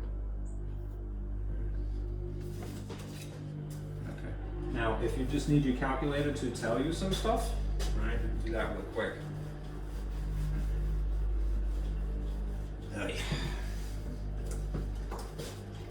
Stubborn blue. The lousiest markers always stick around. but they don't write. It's weird, you know, like you don't write very well, but somehow you're very tenacious when you're sticking to the board. Okay. Here, if you need to calculate, right, get your TI 83 or 84 to find a max or a min. Right. I'll use this as an example. The function that we just had, x3 minus 3x. Right. Go through this key sequence. All right, number one, you're going to make sure that you have this function typed into y equals, right? And then you would hit graph to visualize, right? And then zoom if you need to adjust it. Zoom to adjust the screen.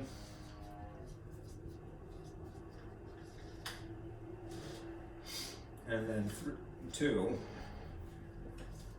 you go through this second, and then if you hit the trace button, which is along the top, you can engage the calc features. Basically, it's in there. You would choose either option 3 or 4, and then you have to answer its kind of silly questions, which are, you know, left bound, right bound, and guess, all right, which is a little silly, but it's more or less telling it where to narrow the frame, all right? Because the calculator doesn't know. All right, so I'll do this really quickly. I'll stop. Here's your calculator. I already have. Let me turn it on first. Would be great. I'm gonna zoom out. It's a little way off here. Okay, zoom. 6. Okay, here's our picture as it would occur. I would like to zoom in. You can see that it's going up here, it seems, and down here. If I zoom in just ever so slightly, right, it's slightly more meaningful graph. You could predict that this would be a low point, so that's a minimum, and this would be a high point, so this would be a maximum. Let's assume that they're local, they're relative. If you want the calculator to give you an idea, what you can do is you would hit second and then trace to engage the calculation functions. Now you notice that there's minimum and maximum here. So you would have to do this twice, right? But you would hit enter for minimum, say, and then go to approximately where you would think it is. See how it says it's very decimal. Give it basically a very narrow frame to look, right? It's going to ask you left bound. Left bound means how far to the left do you want me to look? So you get as close as you can to where you think it is, and then you say enter. And then you go, what's the right bound? Just ever so slightly next to it, right? So something like that, perhaps, you know? All right, so then you hit enter, and it's because you want to guess. Notice these arrows up here, that's the frame. All right, you go, okay. And it gives you an answer. At x equals 1, y is equal to -2.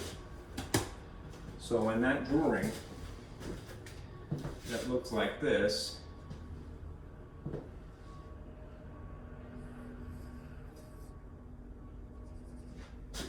At x equals 1,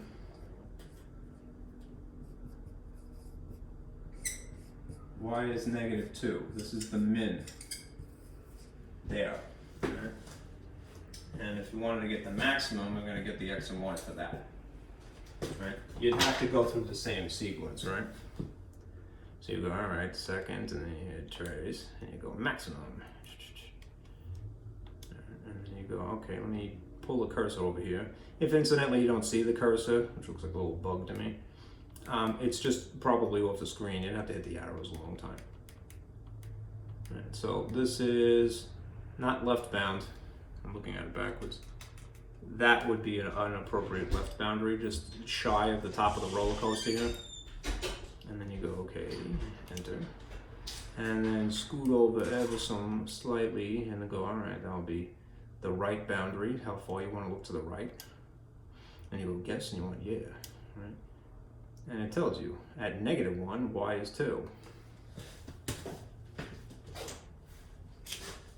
-1, y is 2. This is a maximum. Okay? That's that. And now, hopefully this recorded and my computer is not going to blow up now because I'll be so sad. -2, -1, -2. Good. All right. That's section 3.1 through 3.3 and touching upon 4.1. All right, so I'm going to have to verify. I believe it's those 4 sections. I may have deleted 4.1. I forgot. I got to go check. All right, but you want to do those for homework. All right. 3.1 and 4.1, 3.2 and 3.3 ideally. Maybe not that one, but I gotta verify. Right? You want to try to do these within a week's time frame. Right? So it is a lot all at once, but you have a week. Right? So let's say tentatively it's due. Today is Thursday, so. Maybe give you a little extra time by, maybe Thursday morning. Right. So I can record it then on Thursday next week. Right. I believe Columbus Day is Monday, but that doesn't affect us. Okay. So work on those for homework, and that's it. Okay. Thank you guys for sticking with me for 3.5 hours. A good sport. All right. Anyhow, keep plugging away. All right, the homework is the most important thing. Okay, so just spend as much time as you can doing it. All right, I'll see you later. All right, be careful out there.